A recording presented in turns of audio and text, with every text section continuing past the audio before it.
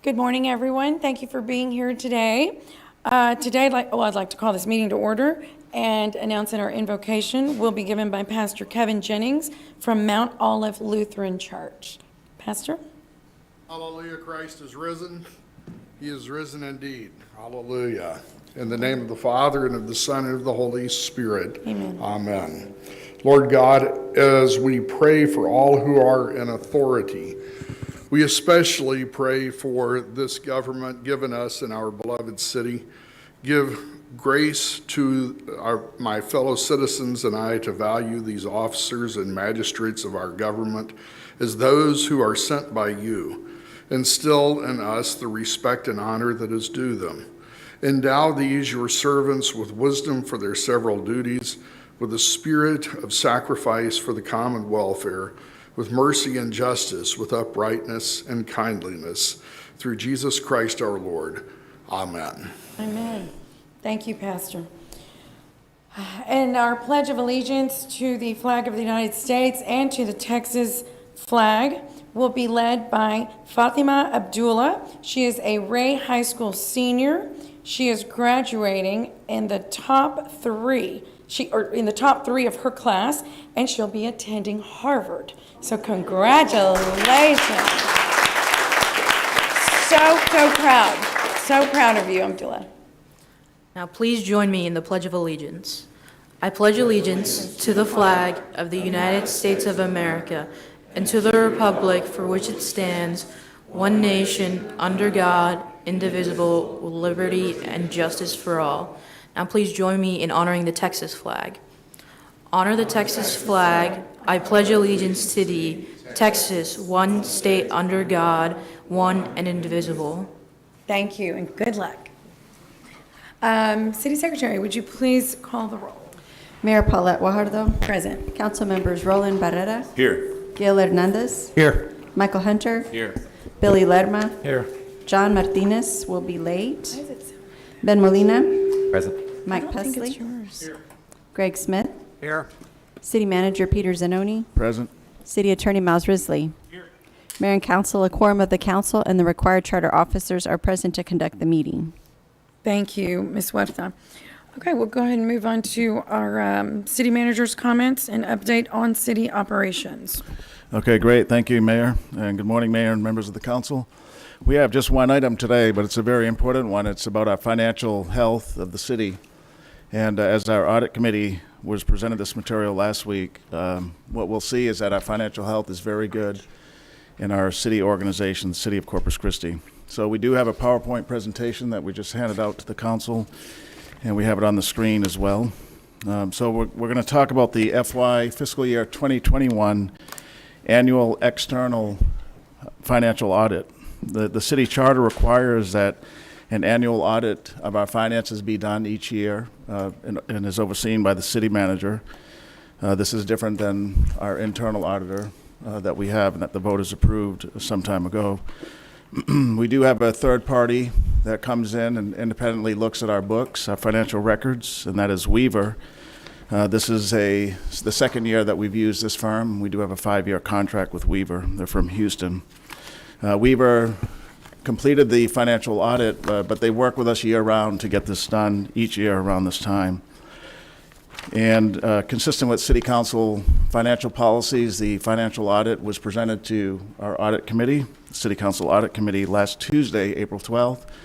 And that committee is chaired by Councilman Hernandez, Councilman Smith, Pesley, and Lerma also sit on that committee as appointed by the mayor. So just some background, the audit process does follow federal auditing standards. We do use generally accepted accounting principles, and we do use generally accepted government auditing standards. The single audit was performed as well. This is on all our grant funds. So the audit looks at all of our financial records, all of our funds, and it also has a smaller report that looks at all the federal and state grants that we get as well. The audit firm Weaver also looks at compliance to make sure that from a financial standpoint we're following local and federal and state law. making sure we're following, the organization, and in particular our finance operation is following regulations, contracts, and grant agreements. So that's part of the audit test as well, to make sure that we're in compliance with those laws. So our financial audit is part of our overall strong financial management practice that we have in the city of Corpus Christi. We have a multiple disciplinary team, including finance, budget. All of our directors are accountable for their own budgets, and the city manager's office, as the chief executive officer, oversees that and meets with these teams throughout the entire year. The audit that we're presenting to you today is an update, is part of that strong financial management practice. I meet every month with our chief financial officer, Constance Sanchez, as well as our budget director, and we look at each month's financial report, what revenues we brought in that month and how our expenditures were for that particular month. And then quarterly, we compile 3 months worth of material, 3 months worth of financial material, and present that to the city council. And the city has done a great job in being transparent. All that material, all those quarterly reports are placed on our website, and that's available for the public to view as well. Mid-year, we come to the city council with a mid-year budget adjustment to adjust revenues if necessary, and then if there's any expenditures that weren't contemplated as part of the budget process, we do them at that mid-year point as well. And then the annual budget development process that takes many months is another part of our strong financial management. And I participate in all of those budget meetings, which was not always done here in the city. The city manager didn't always participate, but given my over a decade worth of experience in the budget office in San Antonio, I felt it's critical that the city manager do that, and so I do that as well here. So one important note, aside from the financial audit, is just to remind the council and the community that this city has a very strong credit rating. That's our credit rating, similar to an individual's credit rating. And by having a strong credit score or rating, when we borrow money through our bond programs and other means, we get a much lower interest rate, and that saves taxpayer dollars. So that's a very good thing for our community. Our general obligation bonds are considered very high grade by 3 different rating agencies, the 3 that are out there. And the same for our utility system. We're in the high grade for those bonds as well. When we issue debt for our wastewater program. Since my time here in the past 3 years, our credit rating has actually increased 3 times since being here as city manager, so that's an important note. So the next slide shows us the financial audit results. This is what the independent auditor just completed recently, and this is what was presented to the audit committee. Generally, for all of our funds, whether it's the general fund, our special revenue funds, enterprise, or our internal service funds, the audit that was performed said we have a very clean audit. There were no findings. It's considered unmodified, using technical terms, but it was clean with no findings. And this is commendable. You can't get any better than this. And in the past, the city has had findings in our annual audit, but this one that was completed for fiscal year 21 had no findings. There were no material weaknesses. There was no deficiencies, and our financial statements were compliant with the standards that we're set out to follow. So a very good grade, very good report on all of our funds. And then they also did an audit on the grant funds. This is part of our annual financial audit process as well. That also had a clean, with no major findings report. There was one small, minor finding that they had in one of our CARES dollars programs. This is the one where we had emergency rental assistance dollars, about $15 million, that helped those community members that were struggling with rent payments in their families. And in one case, our external contractor, this wasn't a city staff, unfortunately, but it's noted in our audit. The third-party contractor overpaid one applicant or one recipient by about $5,000. Instead of paying them for the maximum 15 months of rental assistance, they actually paid them for 20. So it's, out of the $15 million, it's less than, I think it was less than 0.03%. But still, it is a finding we wanted to report, and they reported as well. Okay, and then the last bit of information here is the audit looks at compliance, but it also gives us a true picture of our financial condition at the end of that fiscal year. And so last summer, as we prepared the budget, we estimated what we thought we would get for revenues for the rest of the year, on top of what we received about midway through. And then we also estimate what we think we're going to spend. And so what the financial audit does is it confirms with certainty what you closed your books with for that fiscal year. And the good news story is that our financial position improved. We actually have better ending balance, more money available than what we thought we would last summer. And so in the revenue side, we collected about 10.6 million more than what we thought we would, and that was reported in our budget last summer for the fiscal year 2022.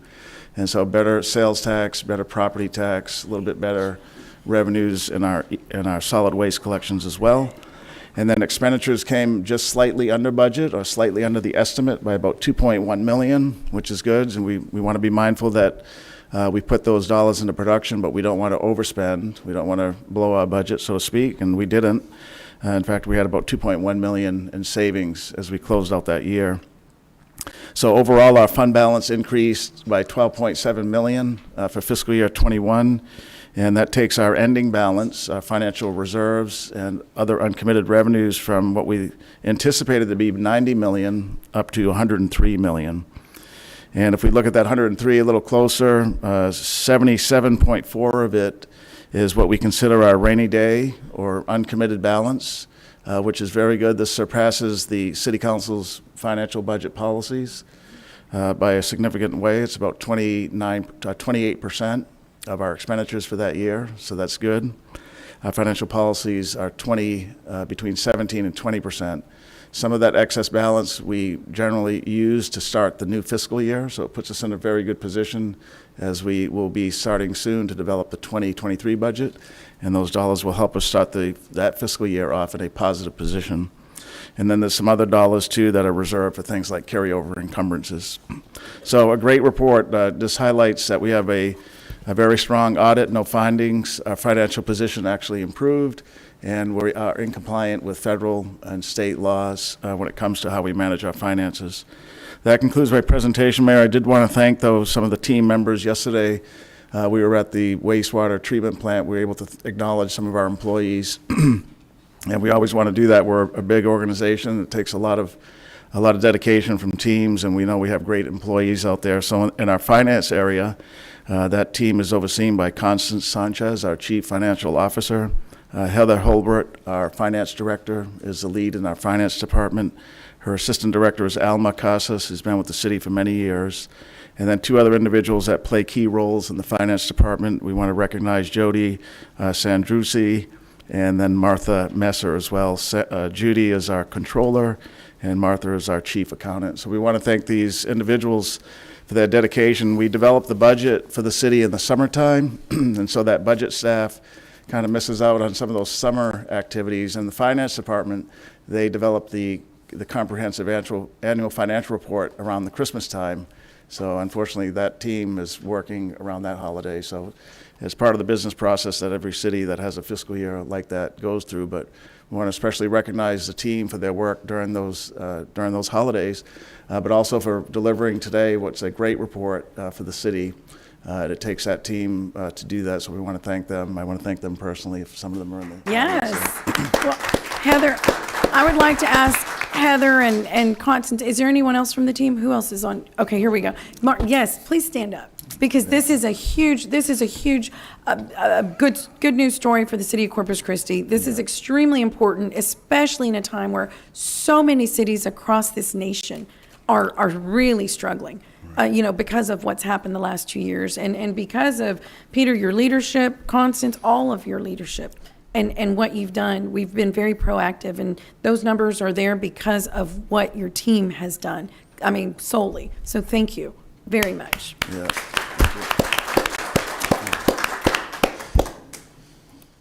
That concludes? Yeah, that concludes my report for today, Mayor. Okay, wonderful. Thank you, Peter. Thank you very much. So let's see, we have about 7 minutes, Rebecca, so we probably should, we have one caller, is that correct? We have one caller, and they're online now. Would you, and it is approximately, so do you want to take Sure. take them now? If we're able to, yes. Okay. Do you want to go over the rules and everything, or Oh, just? yeah, let me go ahead and do that. So it's almost 12. We'll go ahead and proceed into public comment. Before we begin, I'll ask City Attorney Miles Risley to please review the council meeting rules of decorum. Citizens are authorized and encouraged to present their views to the council on city-related matters. However, such should be done in a factual, precise presentation, and questions of council or staff are inappropriate. Loud, boisterous, profane, or obscene language or behavior is not allowed. Thank you, Mr. Risley. So I'll be calling people in order in which they signed up electronically. In-person public comment will be taken first, followed by virtual public comment. Corpus Christi residents will be allowed to speak before non-residents. And for those commenting in person, I'd like to remind everyone that a recording is being made.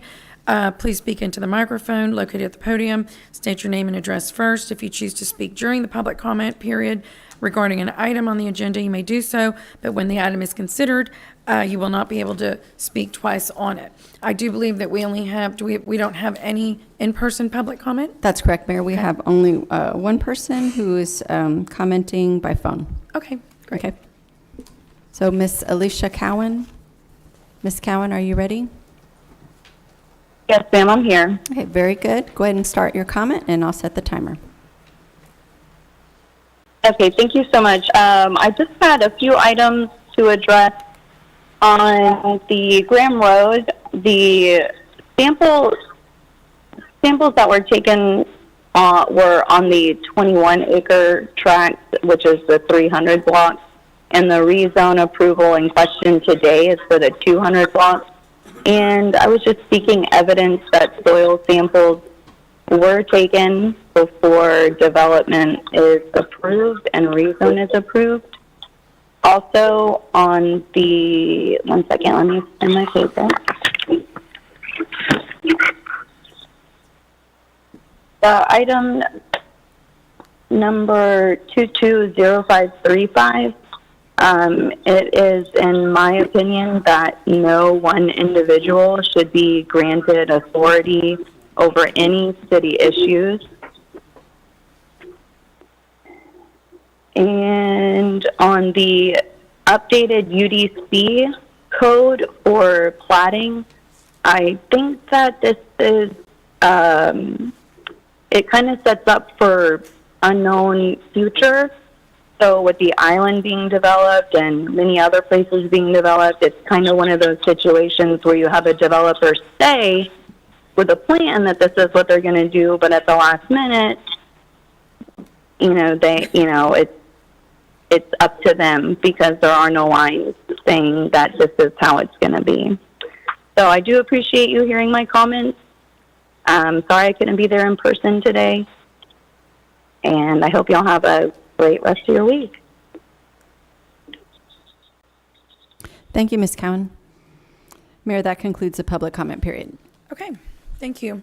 And so next what we'll do is we'll have Ian Vasey, if you're ready to go ahead and give your presentation on the Corpus Christi Regional Economic Development Corporation. Good morning, Mayor, Council. Morning. Noon. Good noon, All Mayor, right. Council members. I think we have a presentation. Let's see if we can we pull that? Pull that up? Yes, they're pulling it up. I can start talking if you wish. Sure. And make this, I know that you've got a very full agenda. A couple of things that are happening in the market, and this is our quarterly update. Residential market's still very, very hot. There's about 1.5 months of inventory if every buyer connected with every seller. Dangerously short of houses being built. The city's actually putting a lot of new permits in place. You're ahead of last year this time. Our 2019-20 number was city issued 1,086 residential permits. 2021 fiscal year was 1,516, so significant jump then. We're at 628 fiscal year to date, so it's starting to come online. I'm going to talk about prices, though. That's the dangerous thing from a residential growth perspective, and it's an economic limiting factor, meaning that I'm just watching the person pull up the PowerPoint.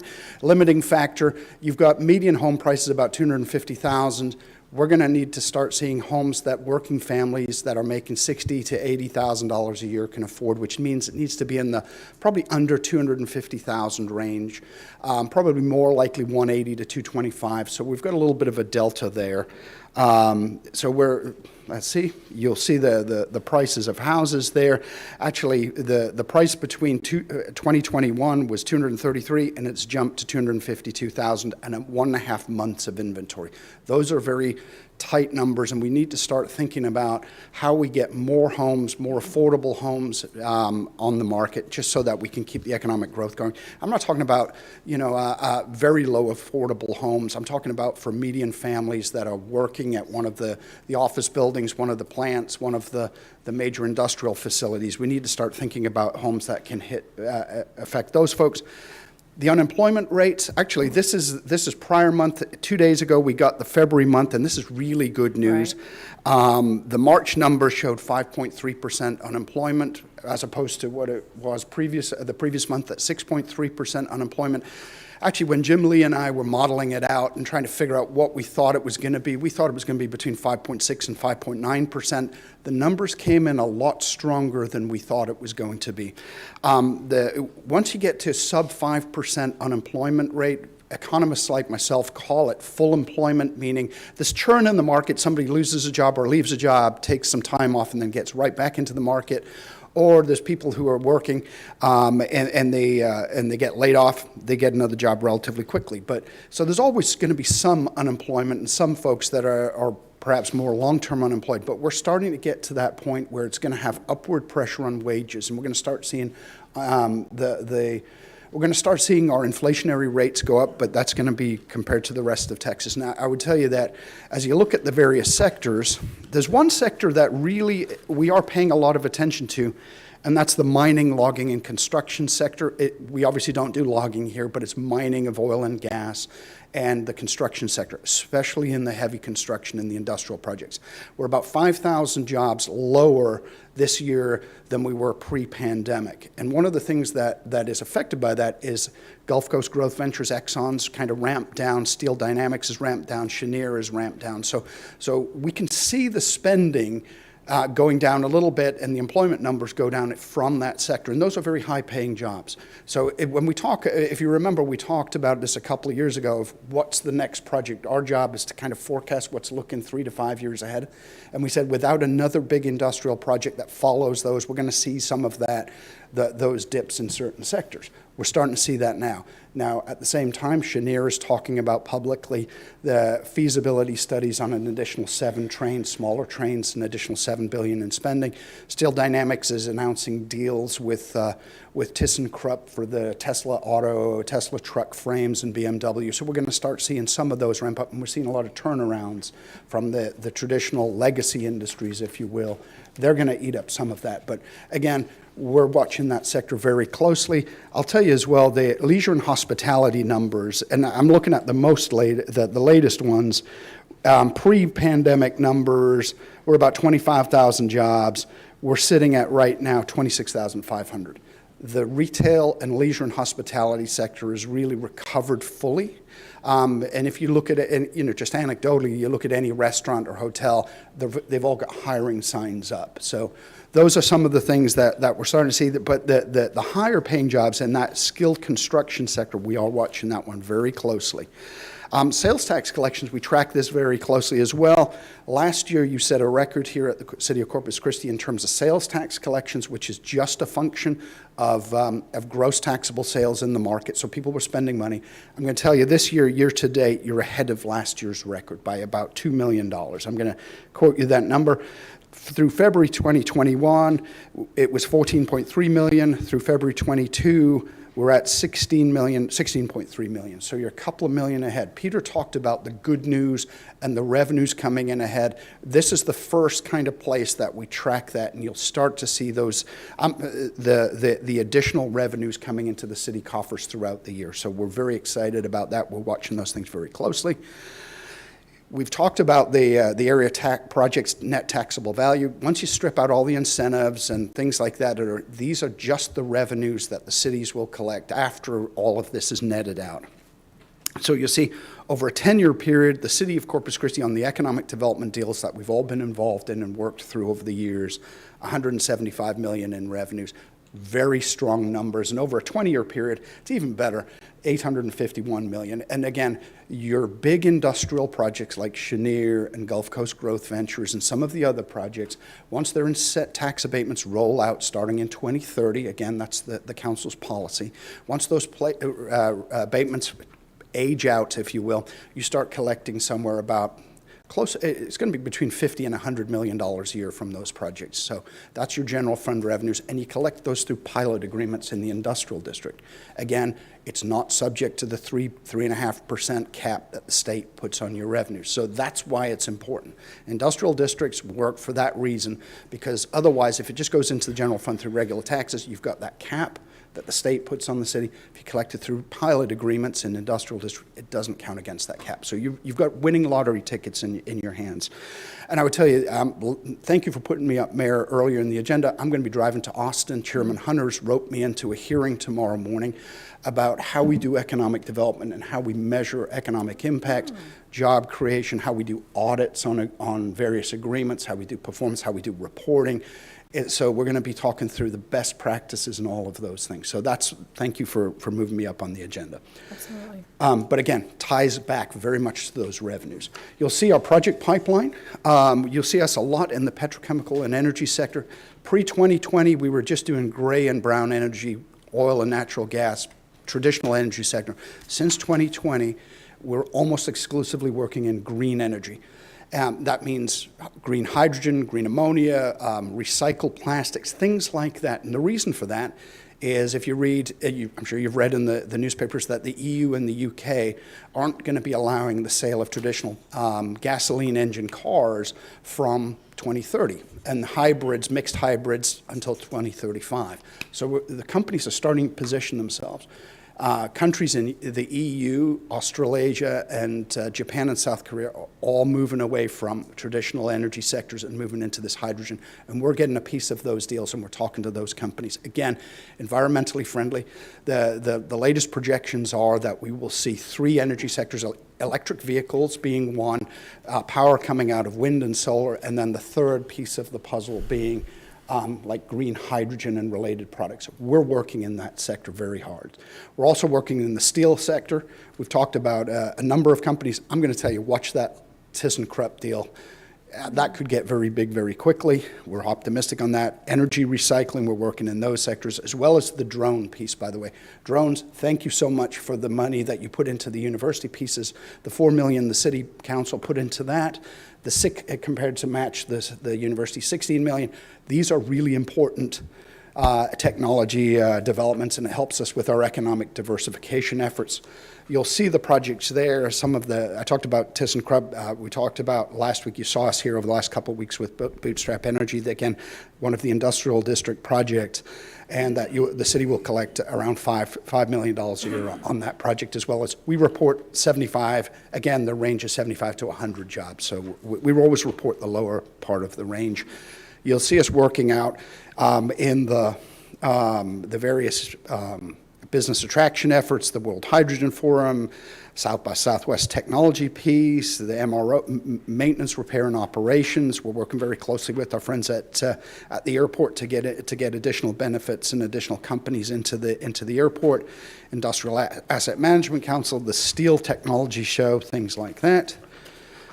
We do a lot of business retention visits. Nobody realizes that, but we go out and take the temperature visit with companies here in town who are a major employer, even smaller employers, get their issues, understand what their issues are, either report it back and help with the challenges, or we report it in aggregate. These are where the business community is feeling the major employers or the employers across the community. So some jobs coming out of those, but again, we'll be reporting later on in the year about the business retention, what the feelings are about the companies, if they're planning on expansion, where the concerns are about government regulation, things like that. You've seen us talk through about our target industry analysis. We gave a presentation at our board of directors last week about how we work in certain sectors and with our allies across the board in the Coastal Bend. We talk about we've got roundtable studies. In fact, we are working with, we've got the steel roundtable on the 27th, and then we're also working with all of the community colleges across South Texas about how we connect the business leaders and the jobs of tomorrow to the training programs. And Dr. Escamilla and Ken Trevino, we're putting this thing together on the 28th to bring those major employers together with the people that handle the training through community colleges. So things like that. And again, we're working through target industry, supply chains, quality of place. And we all talk about quality of place. It's absolutely critical because so many jobs can live, they can live anywhere and work remotely online. We want to make sure that we become as sticky a place as possible. When people move here, they stick with us, they stay in our community, they raise their kids, they do all of those factors. So we do things, and I mean, how many of us we've talked for years about the brain drain, grandkids leaving town and you never see them. Those are the things that we're working through. So very briefly, I want to thank the council and the city for its support and partnership with the EDC. And I'm happy to answer any questions if you have any. Councilman Pesley. Thank you, Mary. Ian, thank you very much. What does our unfilled jobs numbers look like at this point? Which council? Unfilled jobs? Well, across 11 counties, it's about 10,000, according to Ken Trevino, and he and I were talking about it earlier this week. And it's not just the low-end unskilled jobs, it's everything across the board. When we talk to the engineering companies, they can't get enough degreed engineers and licensed engineers. So you've got everything from somebody who could work in a retail store or a restaurant all the way up through high-end. So 11,000 over how many counties? 10,000 over 11 counties. 10,000 over 11 counties, okay. And I just don't remember off the top of my head what our MSA is, but it's certainly I think it's in the 5,000 or 6,000, but I'd have to confirm. I'll get that. If you get that number Yeah. for me, I'd appreciate it. So I want to talk to you just a minute, Ian, you guys do a great job on these large industrial kind of projects and looking for those kind of things coming in here, and certainly those are great additions to our community. And so I want to talk about a smaller scale. Or at least I get a number of calls and comments from people about the fact that we need more entertainment, quality of life kind of, and that adds to the quality of life of any city.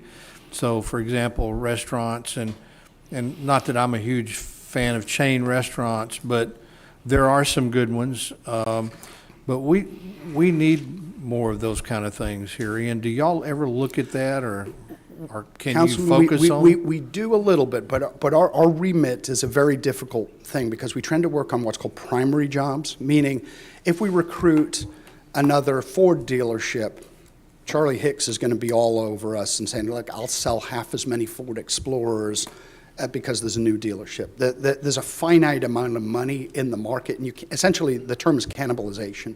Right. So, if you get more restaurants, it's a cool thing for quality of place and quality of life, but does it add to the overall spend, or is it, the restaurant next door? No, I understand that fact. I just didn't know what the EDC's place in that scenario, and maybe the city needs to look at forming a junior EDC that focuses on things that.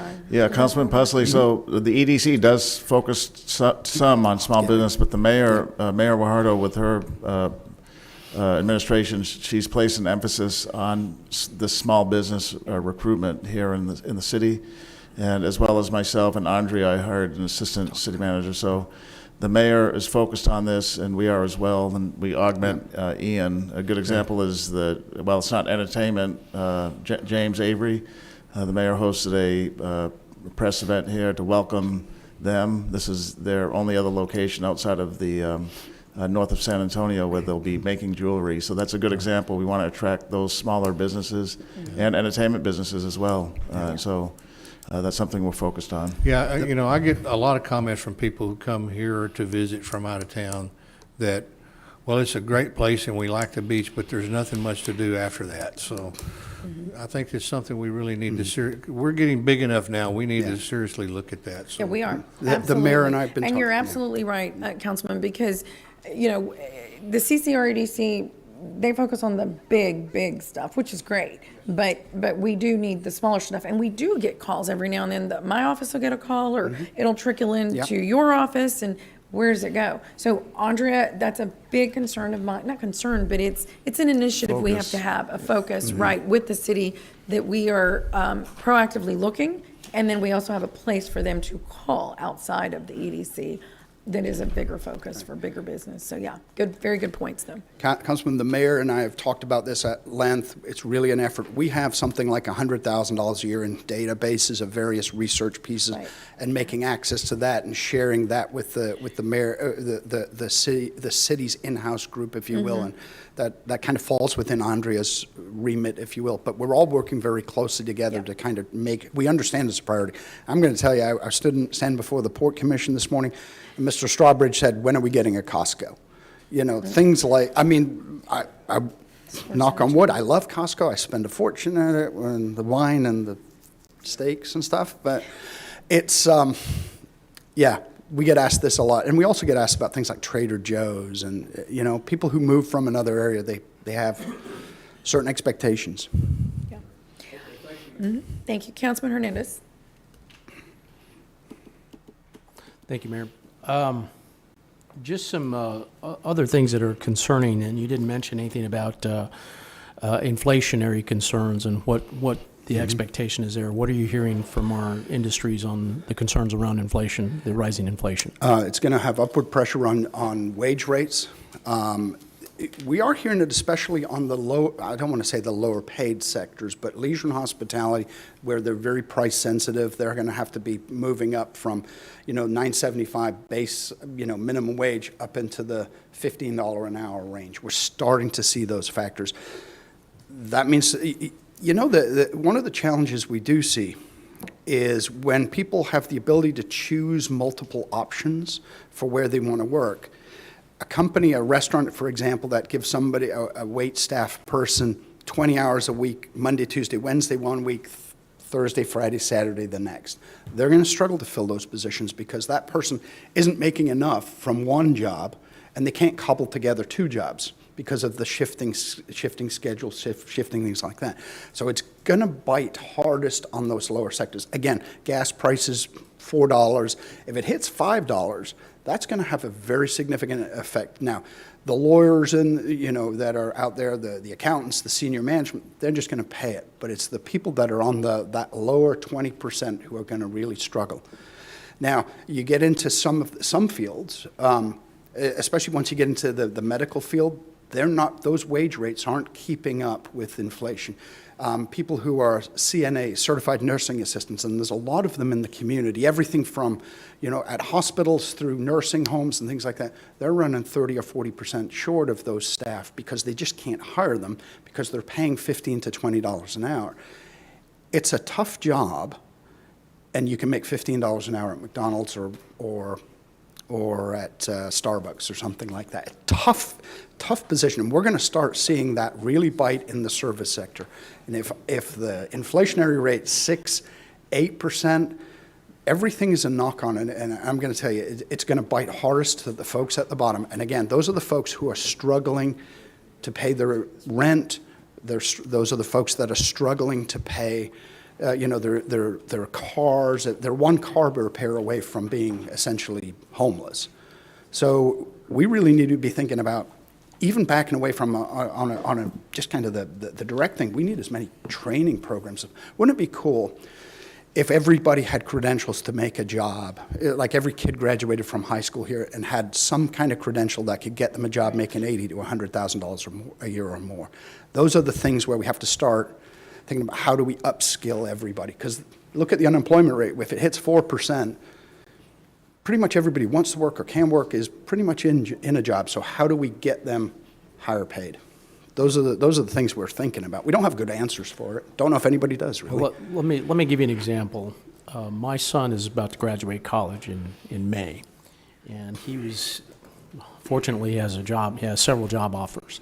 One of them was from a local company here, but it was $11,000 less than somewhere else. Same job. Mm-hmm. And as much as I'd like him to come here, I can't ask him to take a $10,000 pay decrease. I get it. So even with that, you know, then the cost of living difference wasn't that much different from a larger city because of our unique nature of windstorm and, you know, our housing shortage. So we don't necessarily have a cost of living benefit here locally. Mm-hmm. Is there anything that we're looking at in the horizon that can help address some of that? Because you specifically say brain drain here, right? It is. It's the highly skilled people who are very mobile.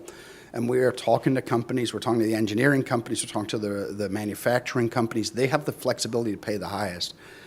And we're saying, you know, there's a reason why you can't recruit engineers or you can't recruit the skilled people with a college degree, whatever, because you're not paying as much as Austin or San Antonio or in one of the east or west coasts. It's a hard thing to do.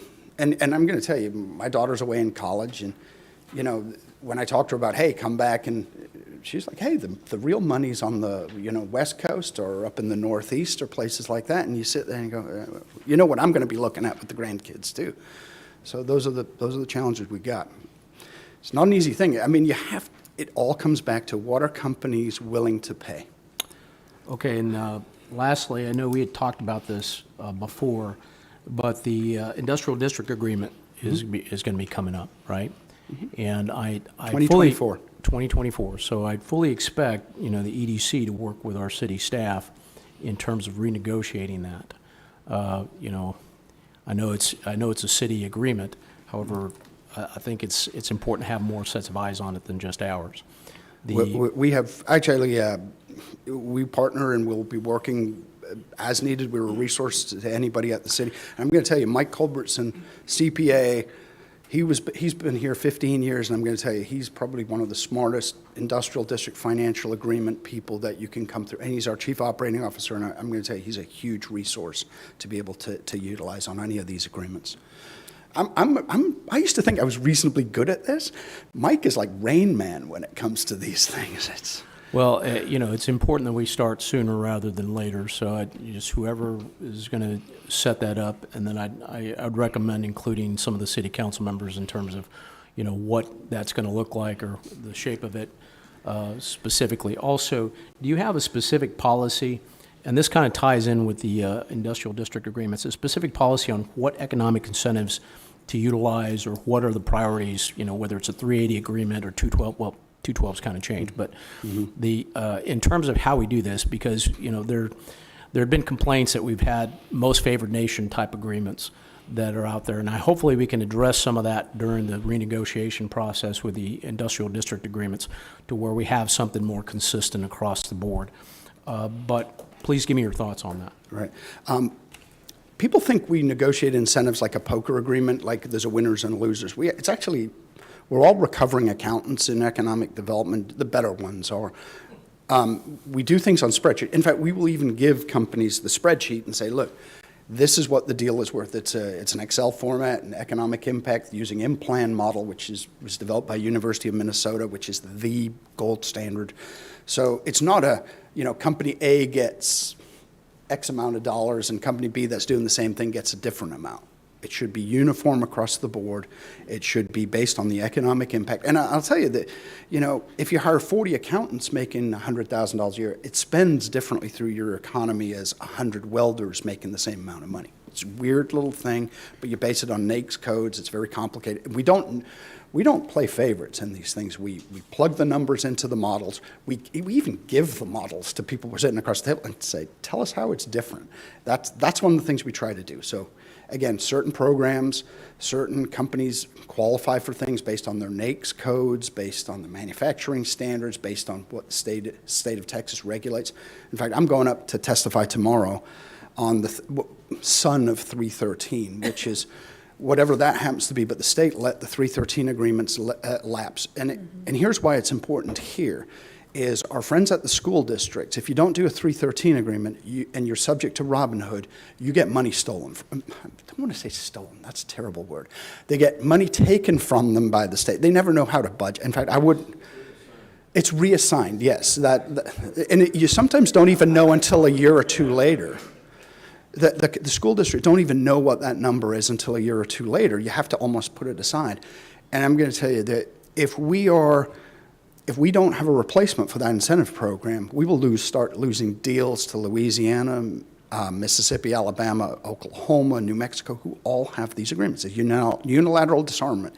And it doesn't sound like a lot, but one of the companies that's in this area, in your territory, it would move their profit margin without the 313 from 10% down to 8. Doesn't sound like a lot, right? Except Louisiana is at 9.5.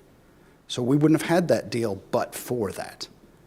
So we would lose those major investments without keeping that revenue through those 313 agreements. And more importantly, keeping the revenues in the local school districts. And I know several of you council members have been on school boards and know how that revenue, that Robin Hood works. It doesn't work for this area. Sorry.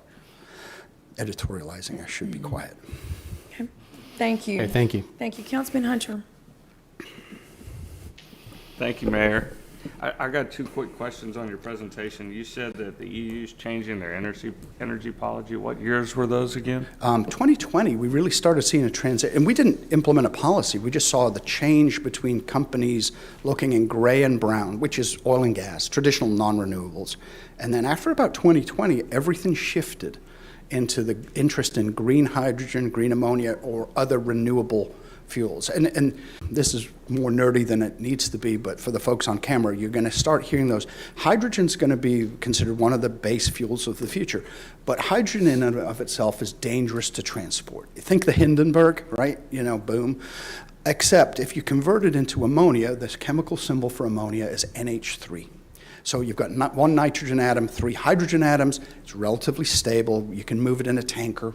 Easy enough to move. And at the other end of the chain, you know, you sell it to where they're going to use the energy. You distill out the nitrogen in one direction, which you then sell to the fertilizer industry. And by the way, Russia was the largest producer of fertilizer, and I think Ukraine was the 4th or 5th largest producer of fertilizer. So, you know, it's kind of good that they're gone. But we're going to have a market for that nitrogen. Then you've got the 3 hydrogen atoms, and you just use that. So you're going to see green ammonia being one of those sources that we're going to start to see. And Councilman Smith and I have had, I don't know, multiple conversations, and then there's I can't even remember the names of this. There's like 3 systems you can use to crack hydrogen to get it like that. It's steam methane reformer? SMR, steam methane reformer? Yeah. That's one of the ones traditional, but now there's some closed loop systems that are being developed, and it's wild. Sorry. Yeah, it's companies that are doing it. And you know what? It shouldn't work. It shouldn't work because you got 5 units of energy that you're putting in at the front end. You've been in San Antonio, so you probably haven't seen it. I know Councilman Smith and even Molina have brought this up for a long time, is we don't have anything on our beaches. We don't have any amenities. We need those out there. I mean, maybe we should have some sort of, Like a, I don't know, what would you call it, Busley?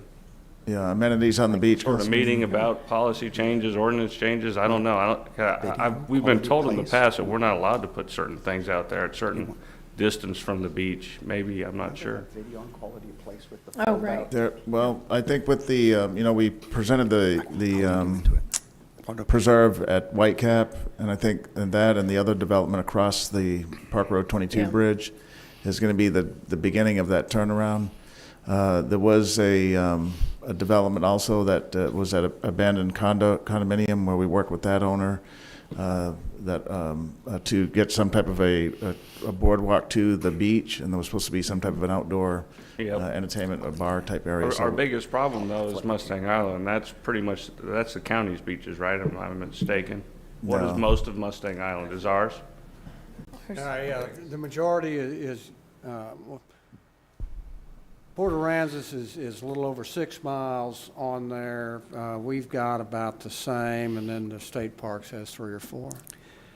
But we've got 4 miles past the state park, a little over 4 miles, which is moderately developed. All right, so we can do it all on our own then. Go ahead, yeah. Right. Councilman, the mayor has asked me to bring at a future meeting the consultant we had on quality of place. Right. And one of the things that they showed us in a video for that was, remember the fold-out, like, shipping containers that you could put, say, on T-heads or on the waterfront? And you can have these little fold-out bars, cafes. Imagine a line of those on the thing. And I mean, it's part of our quality of place thing, and we kind of looked at it, and we're going to bring that, once I can get the consultant to come and talk to you and just show you some of the highlights of that. Some cool stuff that you could do that doesn't take a lot of risk. And these things look like a metal shipping container, and they fold out on the sides, and it's a little, guys selling Cokes and whatever out of the... Right, right, yeah. It's a great video, and we do need to bring that. Thank you, that's all I Yeah. had, Mayor. Yes. Councilman Presley, you have a... One quick remark. The challenge we have, and this is important for everybody, I had a meeting yesterday with one of our local builders who builds a lot of median income type homes, and they said there is nothing in their inventory today under $300,000. And a lot of that is because of the cost of materials going up here in the last few months. So that's a real challenge for this city, and we're bringing all these people in here, but the median income family can no longer afford the median income house, so that's a challenge. I know several of us, including Peter, have been talking about how do we get tract home developers, and we may even need to look at, for starter homes, getting people on the starter ladder. Even, I know this is the third rail, and I don't want to get thrown stones at, but maybe tighter lots on some things in certain types of master plan communities. I know, but land costs. 7 years ago, a finished lot would be $25,000. Now it's $50,000 in some of these subdivisions. Yeah. That's a big chunk that you have to put on some poor, And if you're a 25-year-old person, family, starting out, you got 2 kids. Yeah. House prices are. Yeah. No, you're not buying it. And that's the thing. Yeah. You can't get people on that housing ladder where they can then trade up. And and they can't build equity, so they're going to be renters forever. So those are the things that we have to, I know it's kind of an esoteric kind of discussion, but we need to be thinking about, in certain areas, maybe different types of housing. Right. Our housing codes are also, because of hurricanes, they're very expensive to build. You have to have the straps, you have to have certain materials. It's not like in other parts of the country where you can just throw something up. And it's important that we keep those standards, but we have to look at different types of housing, diversity across the board. Yeah, I agree. Good points, Ian. Mr. Zanoni, did you have a comment? Oops, sorry. Yes, I did. I just want to thank Ian for his professionalism. Andrea and I had a chance to meet with him last Friday to talk about how we collaborate more closely with Ian and the EDC. We know, or he reminded me, I may have learned, I think the first time, that they've been around for 30 years, right? 3 decades, since 1980. 86, I think it was. Right, so the EDC has been a valued partner of the city for 3 decades, over 3 decades. And we talked about how we can collaborate more closely with Ian on things like bootstrap deals and that type of thing. We know more coming. Databases and sharing information, Exactly. GIS systems. Things right, like so we're going to be more closely coordinated. We'll also be meeting as a staff team, and Mayor, you're welcome to join in your efforts of leading economic development. To coordinate with Ian once a month in a staff meeting, or a meeting where we can coordinate what's happening. So I just want to add that, and then just remind the community that the EDC board, that's pretty large, does have 3 city representatives on there, including the mayor, Councilman Smith, and then myself. And so we have a real good attendance record of going Plus to the 4 meetings. appointees. Plus 4 The appointees, city council yeah. appoints 4. Right. And our Right. chair is a city appointee, Mr. Right. Goldston. Right. He's appointed by the city council and was Right. our chairman this year. And Mr. Goldstein joined us last Friday, so we appreciate him too for taking that Yes. time. So I just want to add those Yes. personal comments. And you've been with the EDC for how many years? 7 years. 7? Mike's Okay. been with us 15 years. He's our longest serving employee right now. Oh, Mike is, okay. And I've been here 7 years. And I had a career building office buildings and industrial buildings before that. I led the economic development efforts at one of our competitor cities, Baton Rouge, for a number of years before that, before I came here. So we compete against those guys a lot. And you know what? We win more than we, I like winning against our old team there. And before that, I used to be a vice president with Trammell Crow and Grubb and Ellis, and I used to build industrial buildings and office buildings and things like that. So when we look at, we've got a good brain trust. Tommy Kurtz used to be a site selection consultant, GIS engineering manager. Mike was a comptroller from ABB. He's a CPA, MBA. I described him as a rocket scientist, and he actually corrected me that said, no, he's a jet propulsion scientist. He's got an aerospace engineering degree, was a Navy commander. And Sarah is out communicating, and she was with the Caller Times. We've got a good business retention person, Brittany, we just brought in from Arlington. So, we've got a pretty good little team there. I'm proud of the folks that we work with. Yes, well, we are too, and we're grateful for your efforts, everything you guys are doing over there. So thank you for the presentation this morning, Ian. And Thank good you. luck over in Austin. I'm going to need it. Okay, thank you. So we will go ahead and move on to section I, our consent agenda items 1 through 8. Council members, do we have any requests to pull any items 1 through 8? Madam Mayor, I need to recuse myself on item 8, please. Item 8, okay. Anyone else like to pull anything? Move to approve, ma'am. Okay, do we have a second? Oh, actually, Oh, I'm sorry. okay. Item number 6. Okay, we'll pull item number 6 and item number 8. We have a motion to approve consent agenda items 1 through 8, all except with the exception of number 6 and 8. Did we have a second? Second. Okay, all in favor say aye. Aye. Any opposed say no. The motion carries. Item number 8 is resolution authorizing the renewal of property insurance, including all risk, flood, named storm, wind, hail, earthquake, and equipment breakdown insurance through Carlisle Insurance Agency, broker of record. Second. Okay, any further discussion? Do you have discussion? Yes, sir. Sure. Was Carlisle the only company to bid? Or- Well, we have a broker of record. So in this case, Carlisle goes out to the market and finds obtains the the best bids from company? the underlying insurance Okay. companies. Okay, that's what I figured. Carlisle has a 5-year contract, and we did that last year, so. So they have 4 years, great question, Councilman. So he has 4 years left, but within those 4 years, he goes out and looks for the best price. So my question is, without adding, I believe we added a location, correct? To this Yes, the policy? Frost Bank. Okay, so without adding that, what was the increase in premium? About 11%. It was about 12% with the addition. No, without. So before adding the location, our building, what was the increase, was there an increase Yes, in premium? about 11% without adding it, because we did not increase the values this year other than the addition of the Frost Bank. With the addition of the Frost Bank, it's 12.2%. Okay, so can we give me some numbers on that?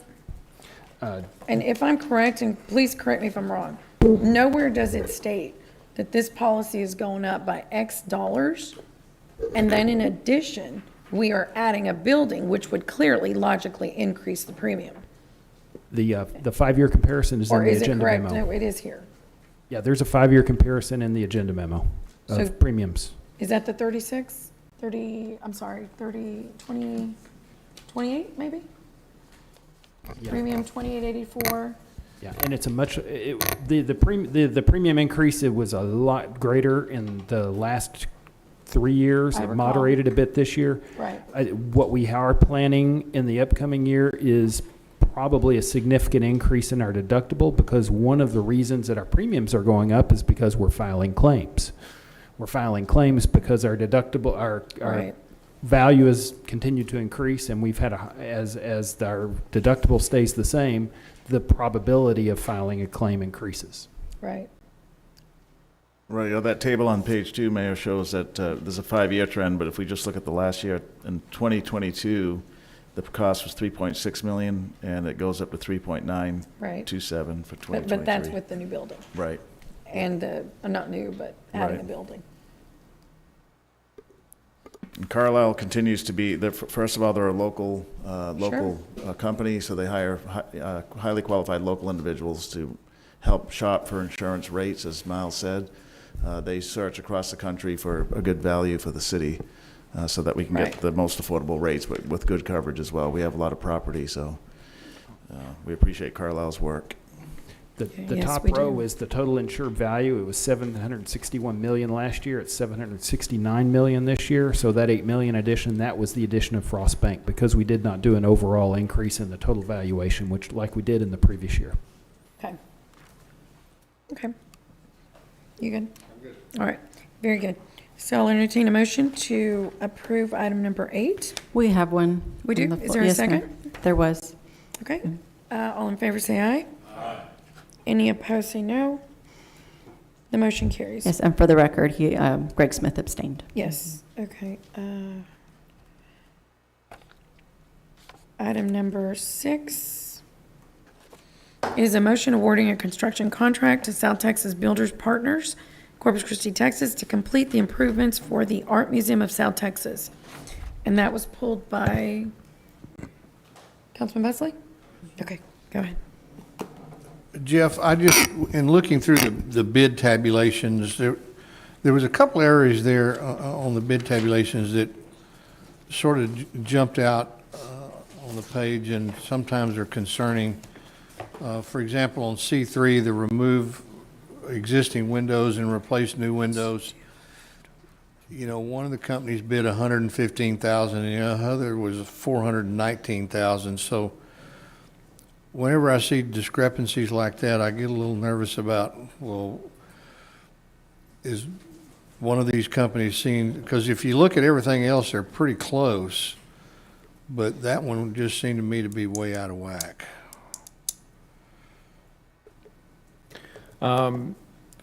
Jeff Edmonds, Director of Engineering Services. That is something we look at too when we evaluate these bids, and if we see something that is obviously a bust, we will call it to their attention. Okay.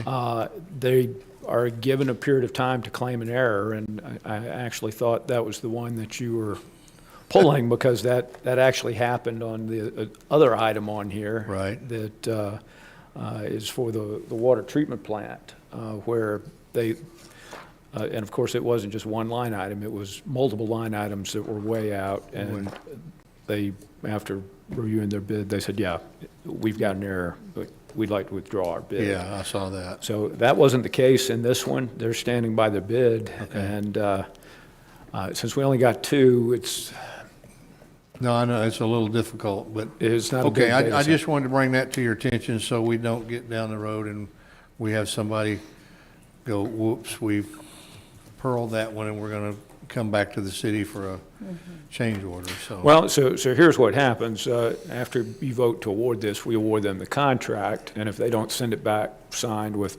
performance and payment bonds, they forfeit their bid security. Gotcha.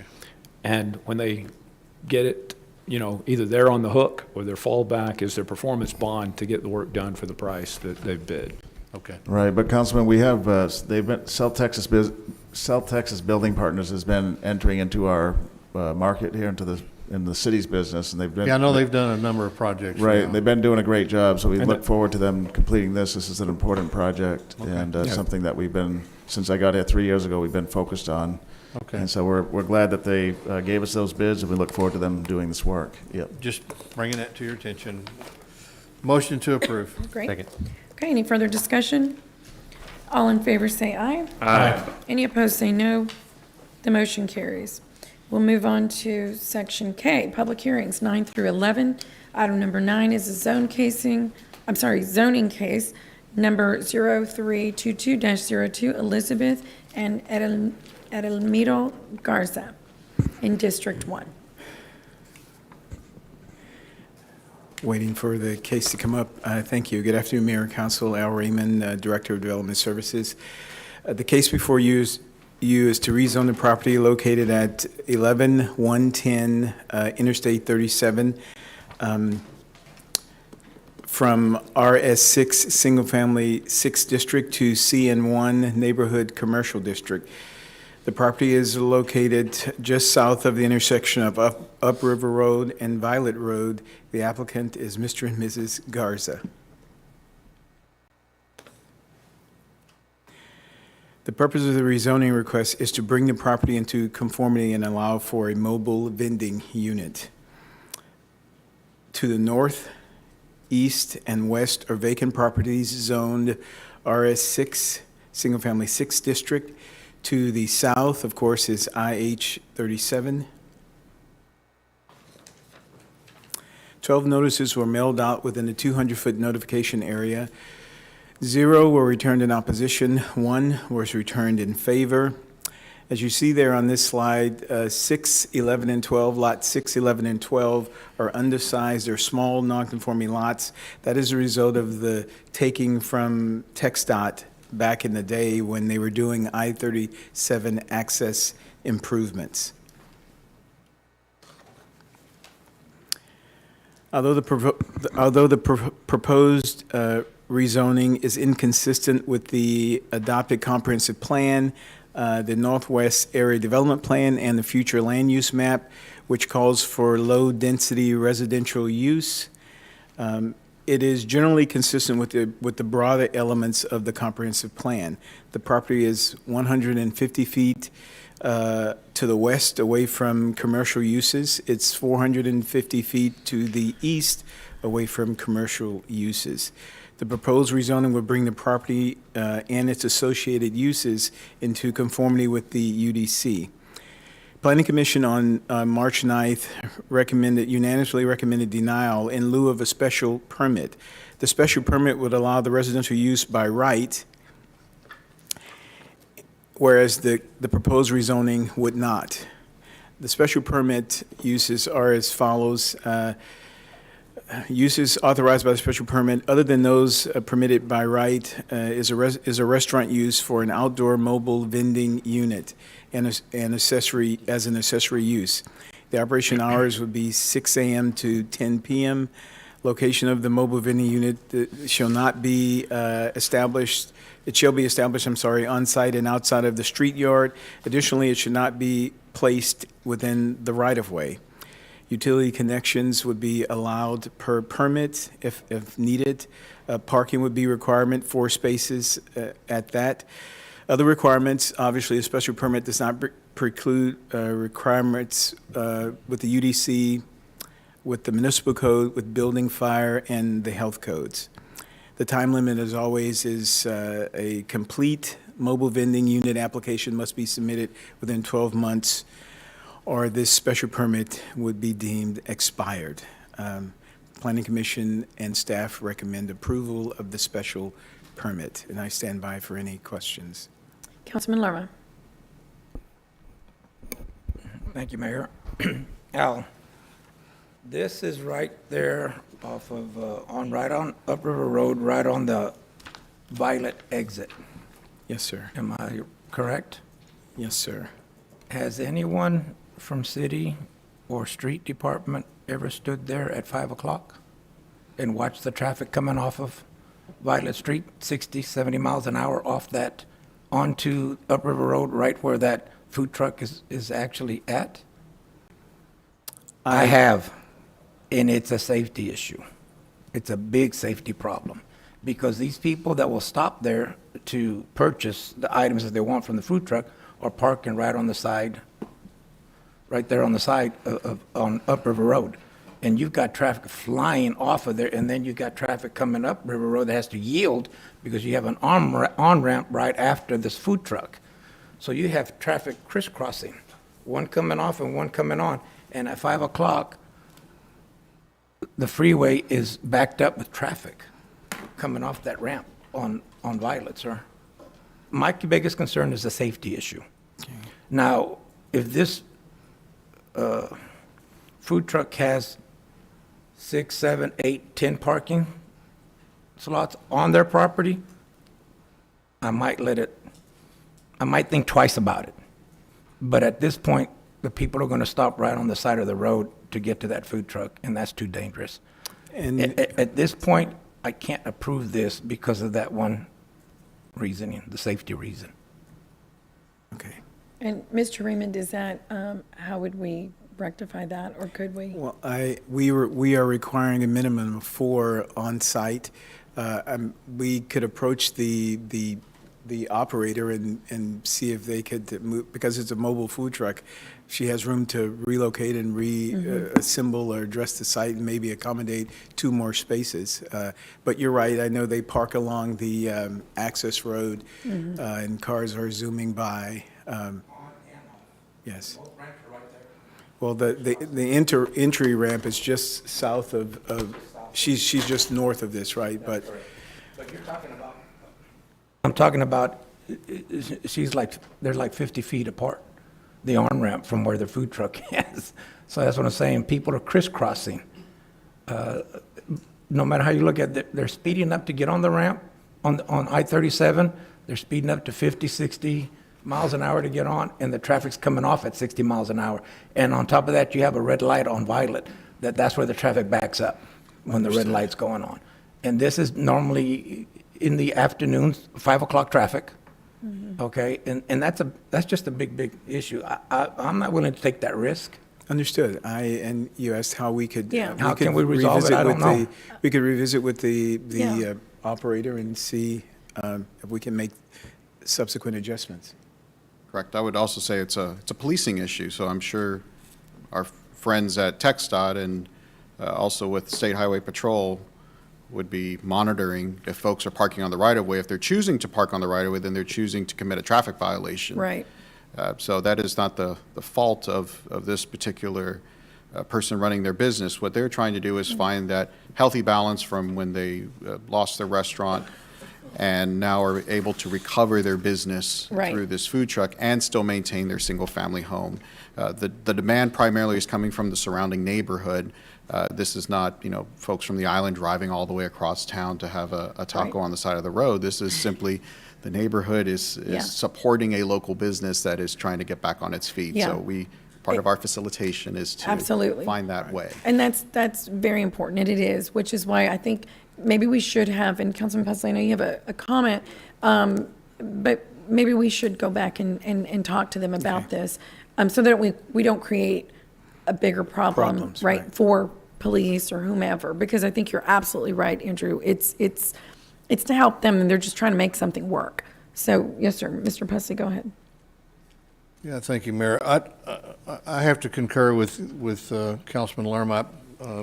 He and I both live within a stone's throw of this area, and I have to get on, if I'm going north out of Corpus Christi, when I leave my neighborhood on McKenzie, you have to go by this, and the little trailer he has been there a while, and I noticed the zoning sign when it went up.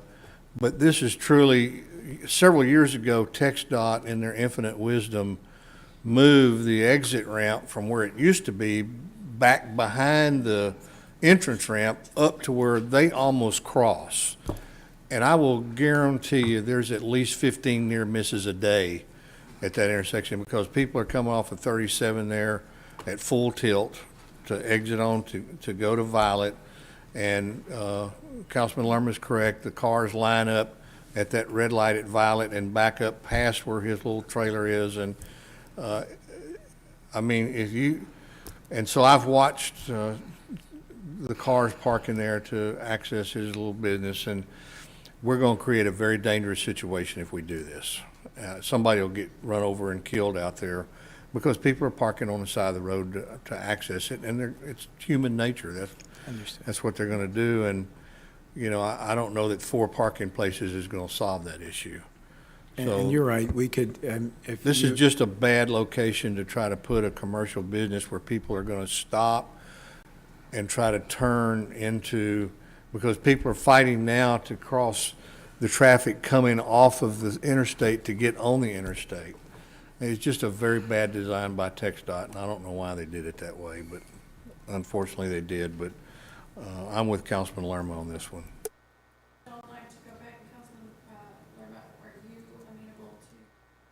Sorry, thank you. Amenable to going back and trying to maybe reconfigure, talking to the See what we applicant to can do. see how we might be able to help them in a better Absolutely. sense. Absolutely, Councilman Lerma, Mayor. would you like to table this maybe? Councilman Barrera, you have a comment? I'm sorry, let me get his comment. Thank you, Mayor. Great minds think alike. I was going to suggest that because obviously this is a business owner Yeah. that's trying to make it, and I was Right. going to suggest that someone talk to him. What is it? I'm not going to tell another district councilman would probably be, but had it be me, I'd just visit with them, because obviously they're making their business go. They're a small business person, and because of our bureaucracy and because of safety, as you so say, perhaps we can find a solution somewhere else, or maybe maybe get them in contact with someone else that could possibly provide another location, so that way they can facilitate that. Let's do that. So that way we can use our resources. But Yes. I would move the table but I just wanted to make that comment. Councilman Leroy? Well, thank you for your comments, but I have no issues. First of all, let me say that I'm not against small business. I'm pro-business, pro-growth. I always have been since I've gotten on the board, but this is just a big safety problem that I have. I mean, I've sat there and I've looked at this traffic, and Councilman Posey's right. I almost got hit 3 times already trying to get on the on-ramp by people. They don't exit at 35, they exit at 60, 65. You know, I've come very close. And now that we want to put a business that's trying to cross all the way over to the other side to stop for that bit, I'm not saying that that's what they do, but I'm sure that's a possibility. I would like to, Madam Mayor, table this and take a look at this and work Right. with the small business owner and see if we can find a better solution for their business to go forward. Right. You know, like I said, I'm not against it, but I wouldn't mind tabling it if. Well, yeah, that's a suggestion I think is best. I So we think can that just so go we can back look at it. and see what we could figure out for them or help them. I'm sorry. Councilman Presley? Yeah, I understand if we were going to table this to try to make this location work, I could understand that. But if we're going to table this because we're going to try to work to find them another location, that's a different issue. But I just don't see how this location, even if you added parking spaces, is going to help this situation. That's a great point, because people will continue to park on the access road because. They're going to do it regardless. Exactly. And I just think the safety issue here, guys, I swear, you'll get somebody killed there just about a half a mile down the road. I watched an accident happen because of this same situation where you have an exit ramp and an entrance ramp. We have the same situation just up the road from here, and I watched an accident there one day, and a 4-year-old little boy lost his life because of that. And I don't want to see any of that. I just think that we need to do everything we can to make this a safe thoroughfare for Yeah. people. Well, and Councilman, I don't think anybody wants to see that at all. My point here is, and you guys need to tell us, if there is no other way, then we need to vote on this and move forward. I would think maybe, and I don't know, because you have dealt with this case. So if you see that there is a way for you to go back, have a conversation with the applicant that would help them, then let's table. If not, then we need to vote on it. And primarily, the applicant has been working, as you said, you've seen this food truck there for a while because COVID slowed down and ultimately shut down their brick and mortar place. So they really have a food truck at the place where they reside, right? It's convenient and it's just, Right. It's less hassle, right? But the reality is you're correct. Even if we created 8 spaces, let's say, people will, because of the traffic that everyone's talking about, people will still park and still try to get over and still try to do what they've always done, and that may not be the safe option, right? So. Okay, well, if So there the is issue would be, no, and I apologize, Mayor, the issue would be then somehow, and maybe we can get Andre involved, saying, hey, there's got to be other locations where you can use your food truck or something, and rather than, helping them in that regard. If I could add just one point. So the original request before the special permit was for CN1 neighborhood commercial, which means you could have a full restaurant. The original plan was to demo the house and build a full restaurant, which is consistent with future land use. It is consistent with the comprehensive plan. It has freeway access. We would be having the exact same discussion if it was a full-blown restaurant. The idea is a full-blown restaurant is going to generate 3 to 4 times the amount of traffic that one food truck would generate. So regardless, this is a traffic issue, but it stems from a TxDOT design, not inherently the fault of the property owner, who again is just trying to recover on their business. So And I agree with that 100%, but it doesn't mean that we compound that problem. I understand, Councilman, and my point is just that if they stuck with the original request for a full restaurant, Yeah. we would be having this discussion, and it is consistent with every plan in our books. okay. Is there, you can't really tell from the Google Earth, but is there no other way on the other side of their lot? No, there's not.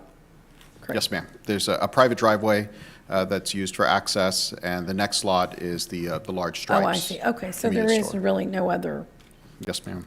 understood. Then maybe, okay.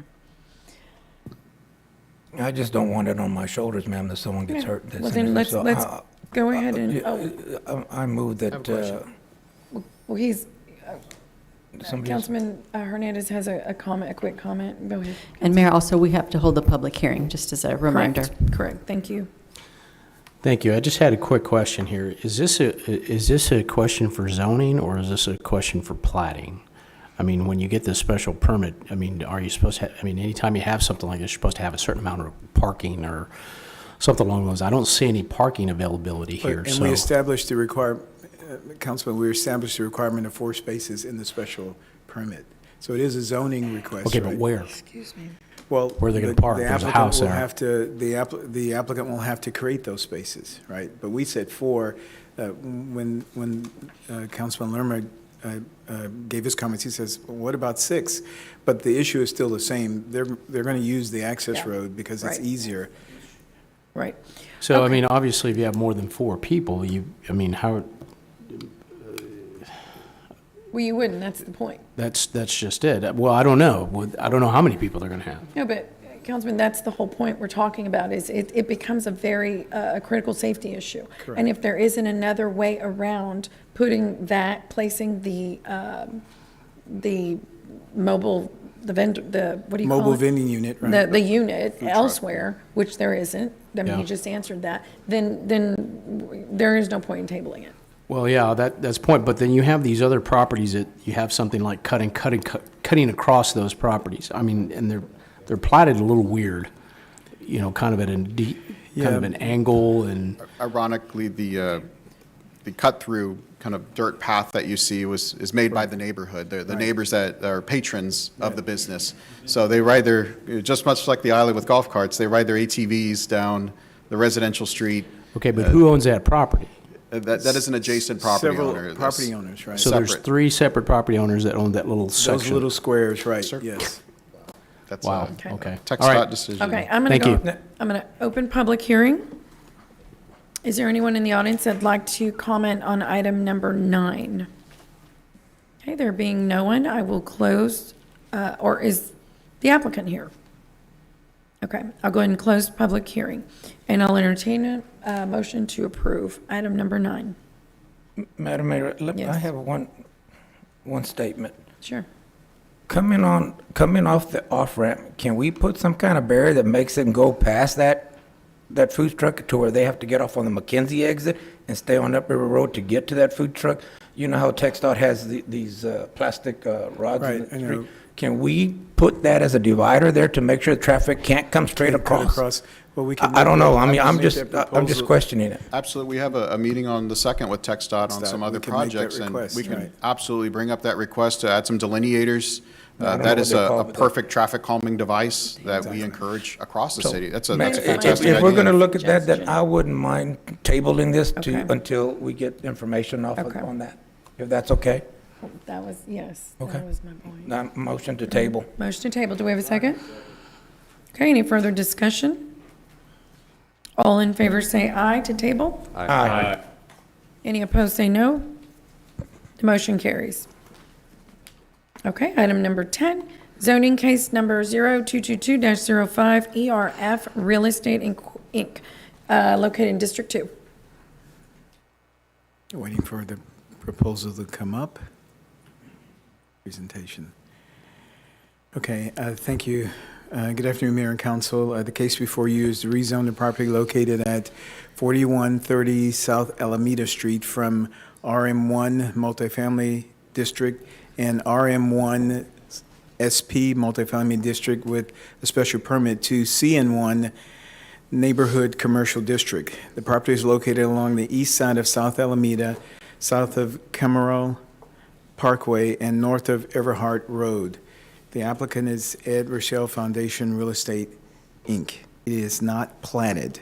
To the north are single-family residences and vacant properties zoned RS6, Single-Family 6 District.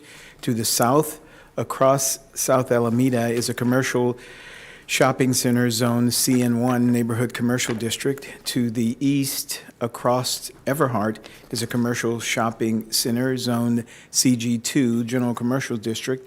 And to the west are single-family residences zoned RS6 single-family 6 district. 20 notices were mailed out within a 200-foot notification area. 2 were returned in opposition, represented by 2 owners, and 1 was returned in favor. The 2 in opposition indicate that 3.05% of the landowners within the 200-foot notification area are opposed to this rezoning. It's good to note that the opposition centered around increased traffic and increased noise. The proposed rezoning is inconsistent with the adopted comprehensive plan and the Southwest Area Development Plan and the future land use map, which calls for high-density residential use. The proposed rezoning is keeping with the character of the commercial node there, which is South Alameda and Everhart Road. Buffer yards will be required along the northern and eastern property lines of this proposed subject property. Type B buffer, which is 10 feet of buffer space, and 10 points, which is an 8-foot fence. Planning Commission and staff recommend approval, and I stand by for any questions. Councilman Molina. Al, on one of your bullet points here, the one that says a rezoning was attempted in 2018, can you kind of go over that again and refresh our memory? Sure. Andrew. Do we want to refresh our memory? No worries. It was a very interesting case that went over for a few months back in 2018. So winding the clock back, this is, of course, the former site of the Mount Carmel Assisted Living Center. And at the time when the sisters could no longer sustain the site and the diocese placed it on the market, there was several different companies that expressed interest. One of those involved an immigration issue and the housing of undocumented minors. So as you can imagine, it's a very polarizing issue that can even trickle down to something as process as rezoning. So that is where the original special permit stemmed from, was to prevent such a use from being established. Of course, now that the facility has been raised and we're working with practically greenfield development, there's absolutely an opportunity to create a new commercial node. Those of you who, of course, live and visit this area know the amount of traffic and the amount of trips that are generated, so it is absolutely a great opportunity to reestablish the commercial nature of the property. That is why you see inconsistency. The original future land use map still shows high-density residential for the former Mount Carmel. So it's not one of those issues that automatically changes whenever a building is raised. So that is, even though letter of the code it says inconsistent, it's actually pretty much a commercial node, and the requested rezoning signifies that. And what kind of uses are is the RM1 zoning, what does it allow? So your RM1 zoning is primarily designed for multifamily. It's a maximum density of 22 units per acre. You are allowed to have some ancillary uses like daycares or dormitories or other more residential nature style development. Your CN1, while it still does allow multifamily, it's primarily designed to encourage full commercial development. Your fast food restaurants, I believe Starbucks has expressed interest in this location. Stripes, you're going to have general retail. And so it fits in the character of the neighborhood, so to speak.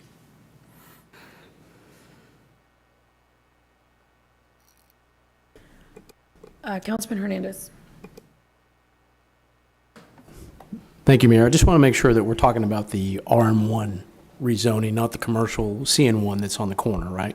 That's correct. And as I see Mr. Susser back there, I'm assuming that's going to be a Stripes on that corner. Cannot confirm nor deny. Okay. Okay, the RM1, I was looking, I've got the UDC up, and you're right, it's 22 units per acre. What's the dimensions of this property? Combined, it's roughly just over 2 acres in size, this L-shaped So configuration. about 44 apartment units, right? Correct. Now, when this came in 2018, I remember it distinctly because of the people that live across the ditch were concerned, and there were some special requirements for screening, and that we accommodated that with some fencing and I believe some vegetation. Can you refresh us on that? Absolutely. So, yes, the original special permit did include those provisions for lighting restrictions, sound attenuation. And that hasn't changed? Unfortunately, no. Even with a potential rezoning to the CN1, because Carmel Parkway Ditch, for lack of a better term, is still zoned single-family, those buffer yard requirements remain in place. Okay, so what we approved in 2018, which had those buffer shielding requirements, those are not going to change? Correct. Okay, thank you. Along the north and Councilman east Martinez. parking lots. Yeah, just to be clear on the current zoning as opposed to what they want it rezoned, in light of who owns the property, and one of the things you said is dormitory, under the current zoning, would the Ed Rochelle Foundation be able to put, say, a homeless shelter there with dorms that would accommodate homeless people? I wouldn't go as far to say homeless shelters. Homeless shelters are technically classified as a social service use, which those who have been on the council at the time generate its own version of a special permit. But you could have recovery homes. You could have those that treat addiction, which is not full into social service, but hugs that line and could fall into that dormitory category. Right, and I guess my point is that it's probably a worse zoning as it is now as a residential multifamily than it would be as a commercial zone property as far as the residents and the people in the surrounding neighborhoods. I would say that is a fair assessment, Councilman. Okay, thank you. I would agree. Councilman Pusley. Yeah, I think this is a perfect zoning for this piece of property. It's commercial type businesses all around this. The Carmel Parkway provides a natural barrier. There's lots of trees and whatnot on the other side. I just think this is a perfect zoning for this, and I don't tell you guys that very often, but I think this is really good. So I know we have to have a public hearing, but I support this 100%. Thank you, Councilman. Okay, so with that, I'm going to go ahead and open public hearing. Is there any public comment on item number 10? Yes, sir. Come on down.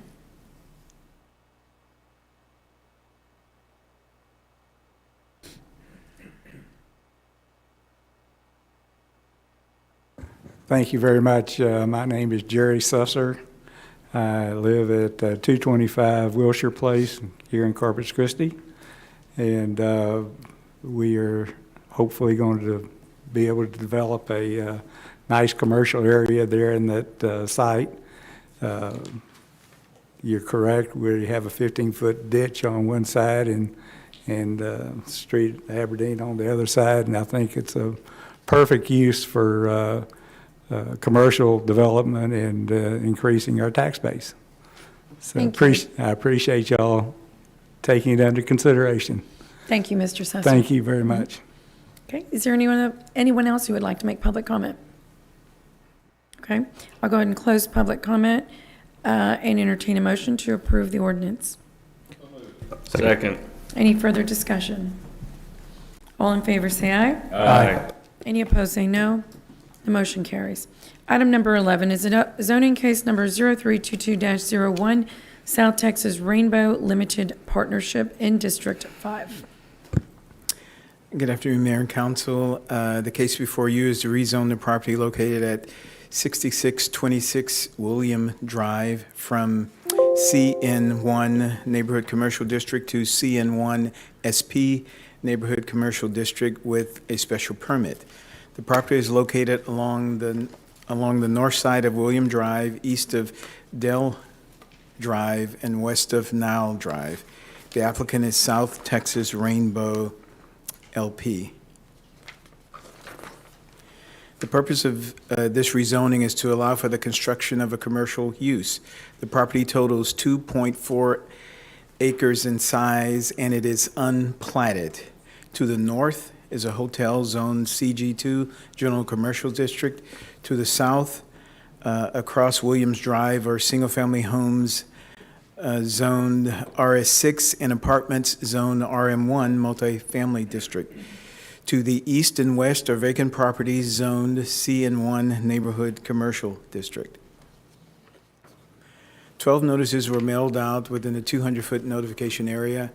0 were returned in opposition, 0 were returned in favor. The proposed rezoning is consistent with the adopted comprehensive plan, consistent with the South Side Area Development Plan and the future land use map, which calls for commercial uses. The property consisted of vacant land and has remained undeveloped since annexation in 1954. Planning Commission and staff recommend approval, and I stand by for any questions. Oh, I apologize. Sorry.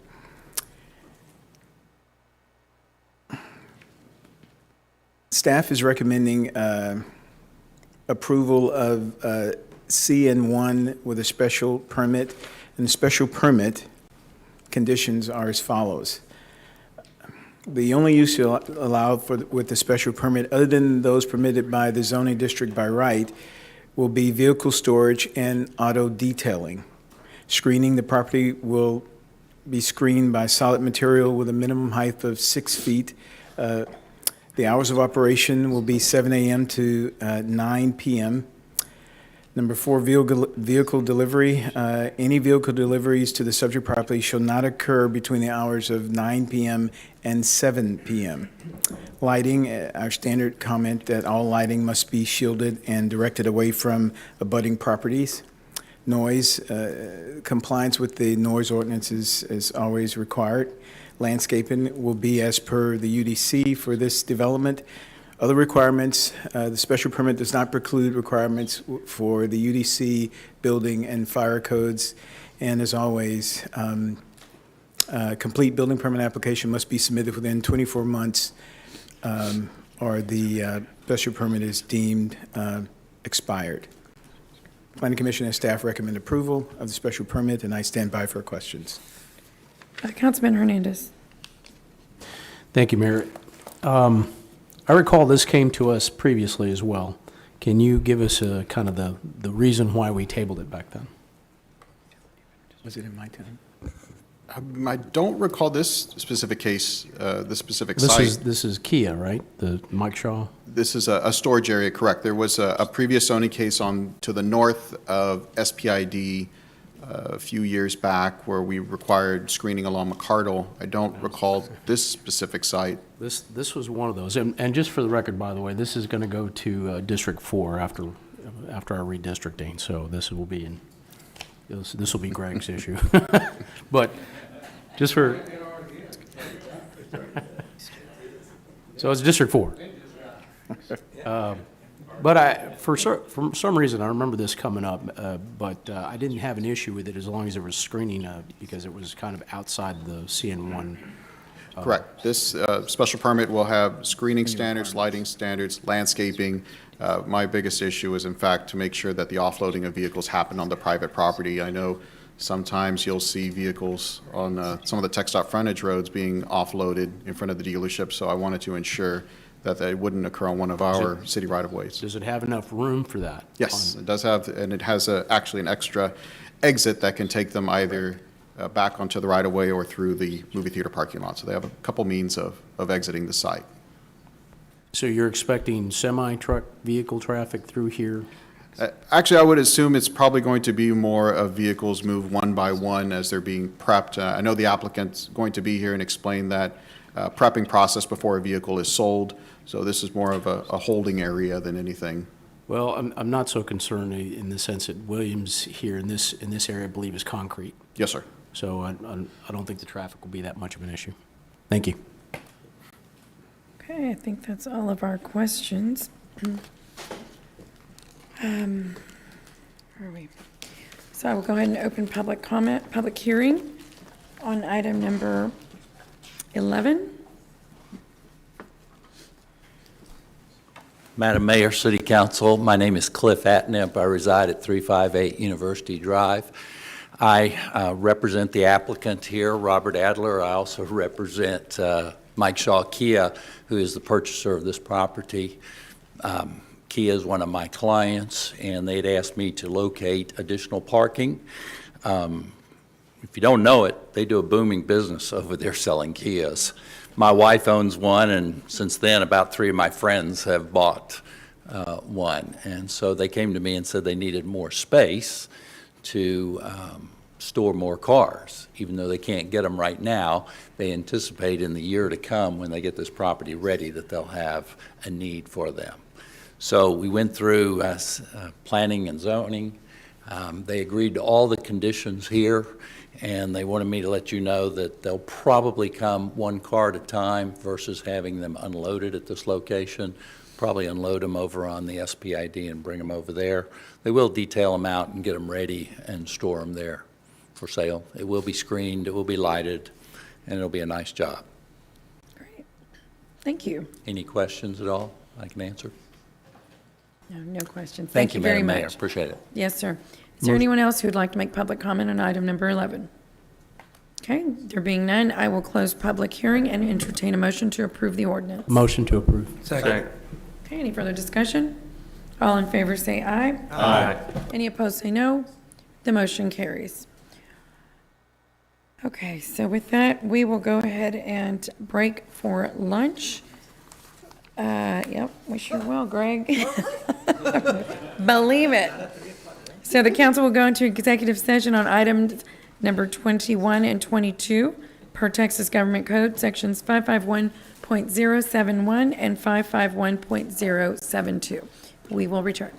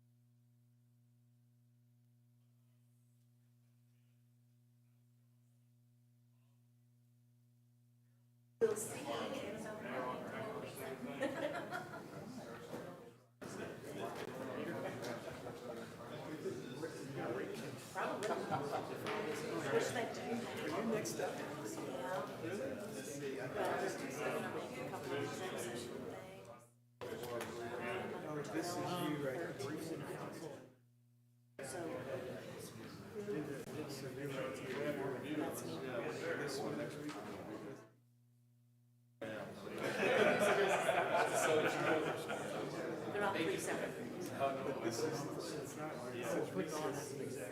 It's the bill recess the city council meeting and convene the housing finance corporation.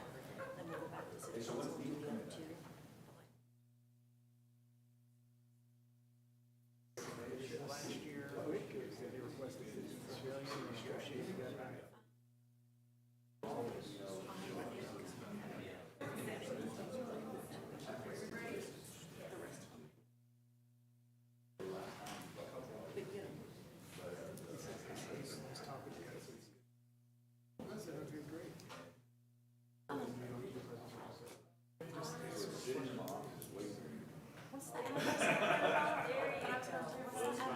5 yes. Okay, great. Okay, we'll be reconvening our meeting, and there's no action being taken, which puts us to, on section L. We're recessing now. Okay, so we're going to go ahead and recess to start our corporation, what is this, we're going to recess the council meeting, and then we're going to start our corporation meeting. Okay. Michael?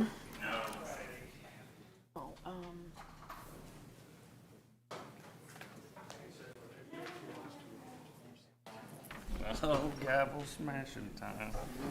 I'm the only one. Oh, better watch your other arm now.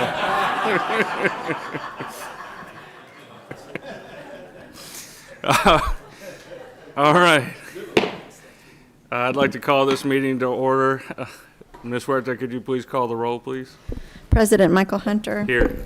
Vice President Roland Barrera. Here. Directors Paulette Guajardo. Present. John Martinez. Here. Mike Pesley. Billy Lerma. Here. Ben Molina. Present. Greg Smith. Gil Hernandez. Okay, we have a quorum present to conduct the meeting. Thank you, Ms. Huerta. Do we have any public comment? Doesn't look like it. And I guess I will ask for a motion to approve the minutes. So moved. Second. All in favor, aye? Aye. Any opposed? Motion carries.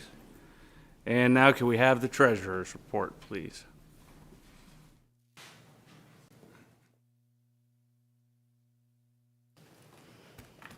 Good afternoon. Heather Hurlbert, Director of Finance. So for the treasurer's report, very short and sweet. For the fiscal year, for the 5 months ending February 28th for fiscal year 2022, to date, we've received $6,000 in revenues, and we have no expenditures to date. And so the fund balance as of February 28th is $481,000, $481,483. That is considered reserved, and that is reserved specifically for affordable housing programs. So that does conclude my presentation, and I'm available for any questions. Doesn't look like there's any questions. Thank you very much. Thank you. All right. For item number 6, we have a motion to participate in the Alma at Greenwood project by becoming the sole member of a Texas limited liability company that will serve as the general partner of Greenwood Manor LP. Good afternoon. I'm Jennifer Buxton with Neighborhood Services, and if it's okay with the president, we have one presentation for items 6, 7, and 8. John Bell, local counsel for the Housing Finance Corporation, will be presenting with me and available to answer questions. Also present is Mr. Jose Gonzalez and Mr. Michael Shackelford, representing Adelante Development, and they can address any development-specific questions you have. I guess it's okay. Thank you. I'll send them home. No.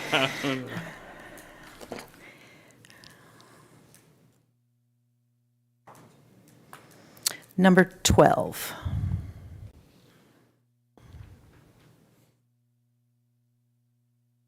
Thank you. Next slide, please. So we're talking about the Alma at Greenwood project. The owner of the project will be the Greenwood Manor Limited Partnership. The developer is Adelante Development, LLC, and the name of the complex is Alma at Greenwood. The proposed development includes 152 rental units, all for households at or below 60% of the area median income. For a family of 4, that's $41,580. There's a mix of 1, 2, and 3-bedroom units. The estimated costs are $30.8 million. The funding sources include multifamily revenue bonds with the HUD-insured mortgage, 4% low-income housing tax credits, city and city-related funds, which include Type A, Type B, Corpus Christi Housing Finance Corporation funding, and home funds, deferred developer fees, and a contractor contribution. Next slide, please. Here is an aerial map. The pin is Galahar and Greenwood, and then the 10.55 acre site is highlighted in orange there. It's currently zoned RS6. There is a rezoning application in. It will go to the Planning Commission on May 9th. They're going for RM1. The land is vacant, and it's got an agricultural exemption on it. Next slide, please. Oh, and excuse me, it's in Council District 3. This next slide is a site plan. You can see that it has Moody Park on the back side. On the front side is West Point. I'd like to point out that in the cost estimate, there's $246,000 for the Greenwood Drive West Point intersection for traffic and pedestrian improvements. There are 11 buildings, a clubhouse/office, and one structure at the pool. Next slide, please. Here is one building type example. All of the buildings are 2 stories. There are 5 different building types.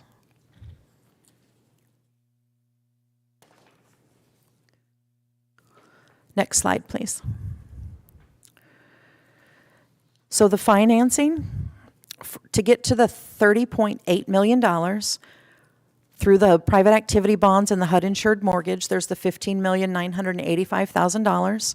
This body, the Housing Finance Corporation, did provide a bond inducement resolution for $15 million. They have a 4% low-income housing tax credit application pending with the Texas Department of Housing and Community Affairs, $1.986 million in deferred developer fees. The contractor is contributing $225,000 in materials to the project. We're asking for $483,000 from this body, the Corpus Christi Housing Finance Corporation. Yesterday, Type A approved $160,560. Type B approved $1,191,871. Both the Type A and the Type B contributions will be granted to the Corpus Christi Housing Finance Corporation. And then a city home funds contribution of $1,166,086. Together, the Corpus Christi Housing Finance Corporation, the Type A, the Type B, and the city home funds total $3 million, which is less than 10% of the total project. Next slide, please. The city and the city-related loans, they will all be loaned to the project. The city home funds, that loan of $1,166,086, $300,000 of it will be coming from an unused CDC of Brownsville project. There'll be $751,373 from home program income, and then $114,713 from our upcoming home allocation. This will be a loan to the limited partnership, paid from net cash flow, deferred 3%, amortized over 40 years. In addition to that loan, the Housing Finance Corporation would loan $1.8 million. That includes the 481, 483 from restricted cash, and then the 2 Type A, Type B grants totaling $1.4 million. That's where the $1.8 million total comes from. That loan is also paid from net cash flow, deferred 3% over 40 years, and it will subordinate to the city home loan. Both loans are to be repaid when the limited partners exit the deal in 2039. And then I'd like for John Bell to do the next couple of slides. He's going to discuss the request for this body to be the general partner and any liability that can go along with that.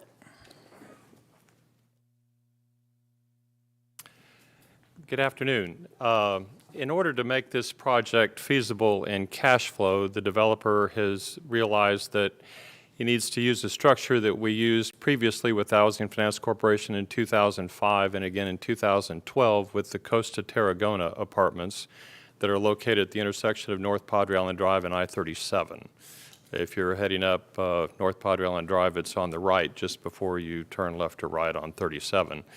And Phase 1 was done in 2005. Phase 2 was done in 2012. And in that transaction, which allows the property to be tax exempt for property tax purposes, the Housing Finance Corporation winds up acquiring the land with the cost paid by the developer.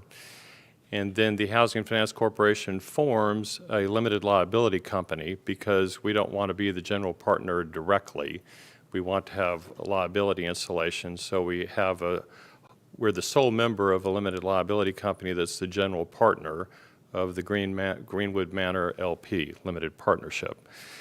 And we have a 0.1% ownership interest in the partnership, which will provide us some revenues down the road, but more significantly, we also share in the development fee of about 25%. That's part of the sweetener to provide to the HFC for getting into the transaction. And if you look at our balance sheet, the $481,000 that you have in funds, added to that another $450,000 or so that's been expended over the last dozen years, came from the Costa Tarragona development, where you participated in getting development fees in that regard as well. So we've done this before. It is an unusual structure, but it's fairly common in these tax credit deals when you need to plug the gap and to do a project of this nature. And I have to say one thing for staff also.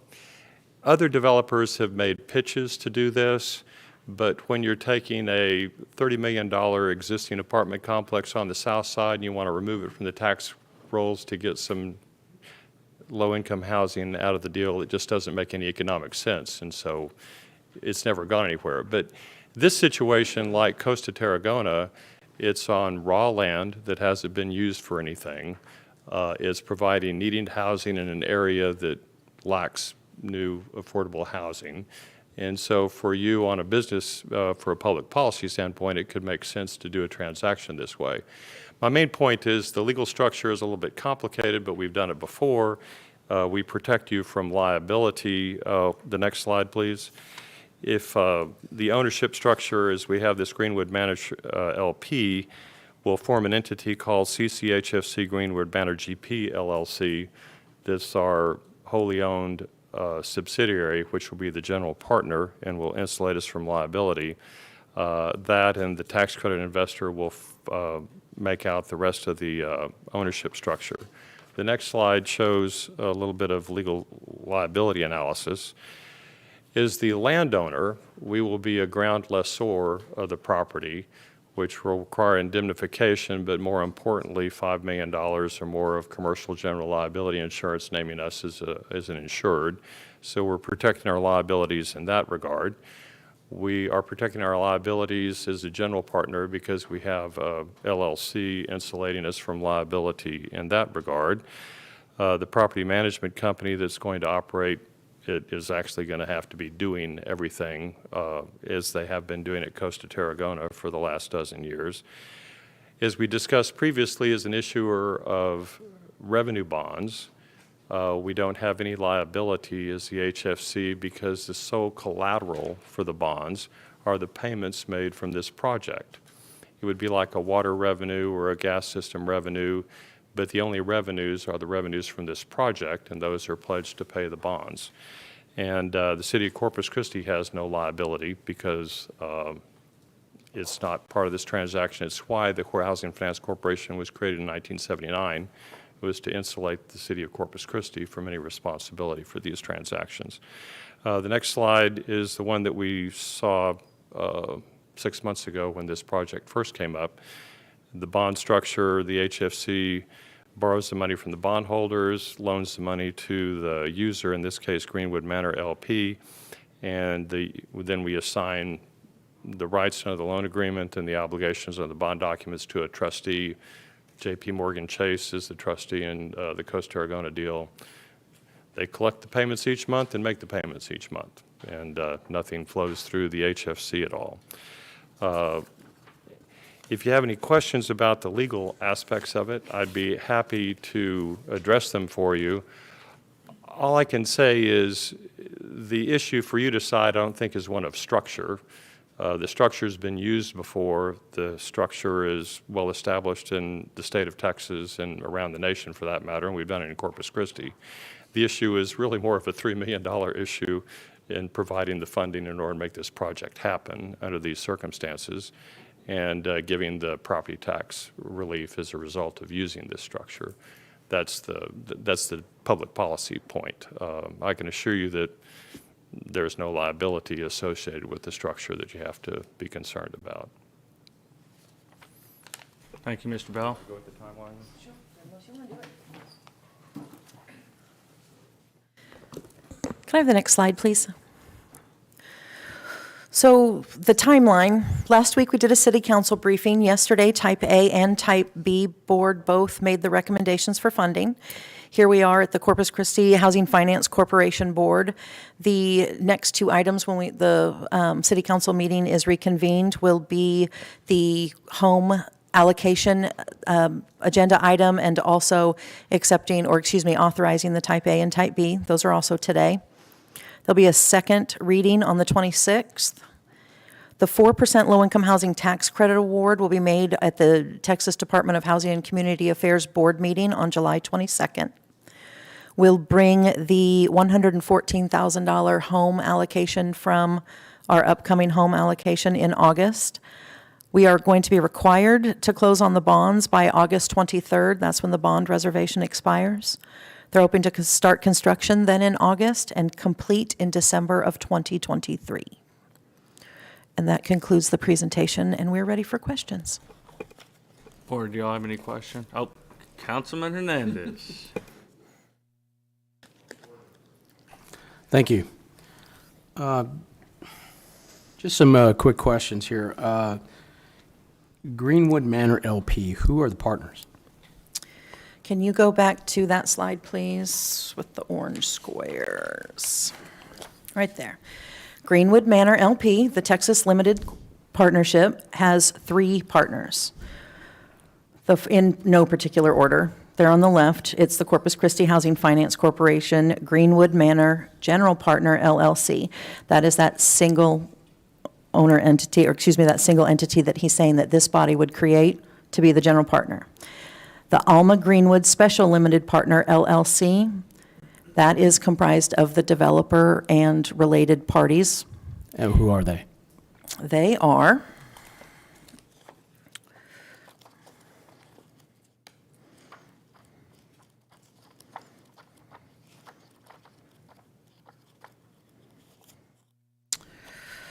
I have it. Just one moment, please.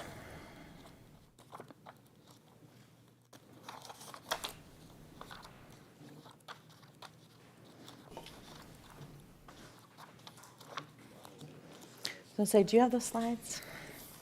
While I look for them.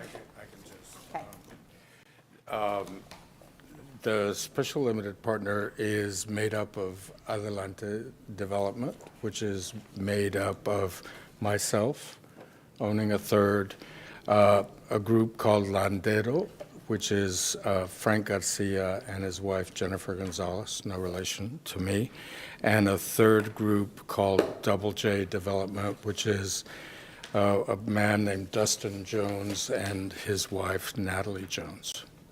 And so the 5 of us make up the development group.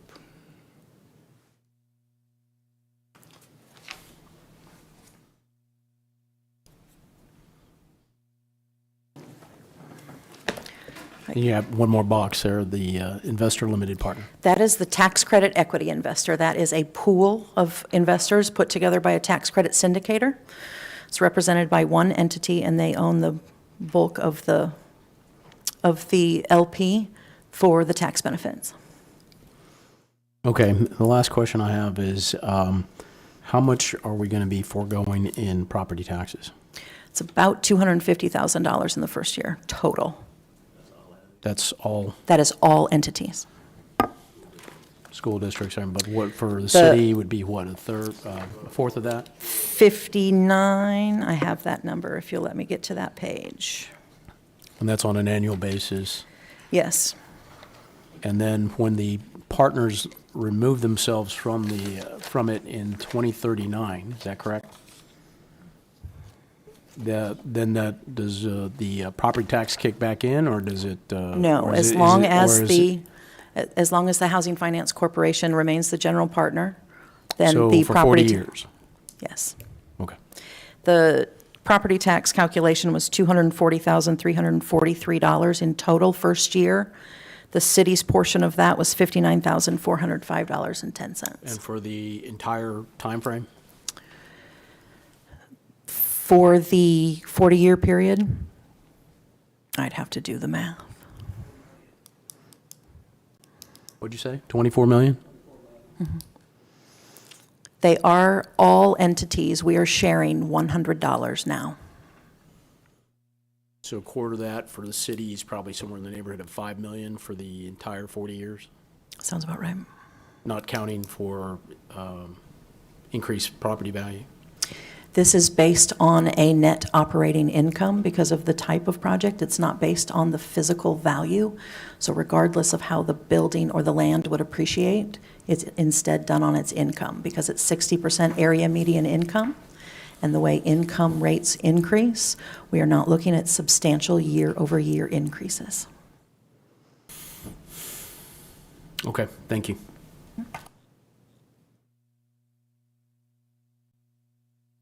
Is there any other questions? All right, on a motion to approve the item. Do you want to do 6 through 8, Mr. Hunter? Oh, or- yeah, sorry, 6 through 8. Is that I okay? apologize. Or is it Yeah, 9? these are all related. Yeah, 8. All right, all in favor, say aye. Aye. All against? All right, looks like we did it. Good job. And I'm going to miss Councilman Martinez's arm to close the meeting. How very gracious.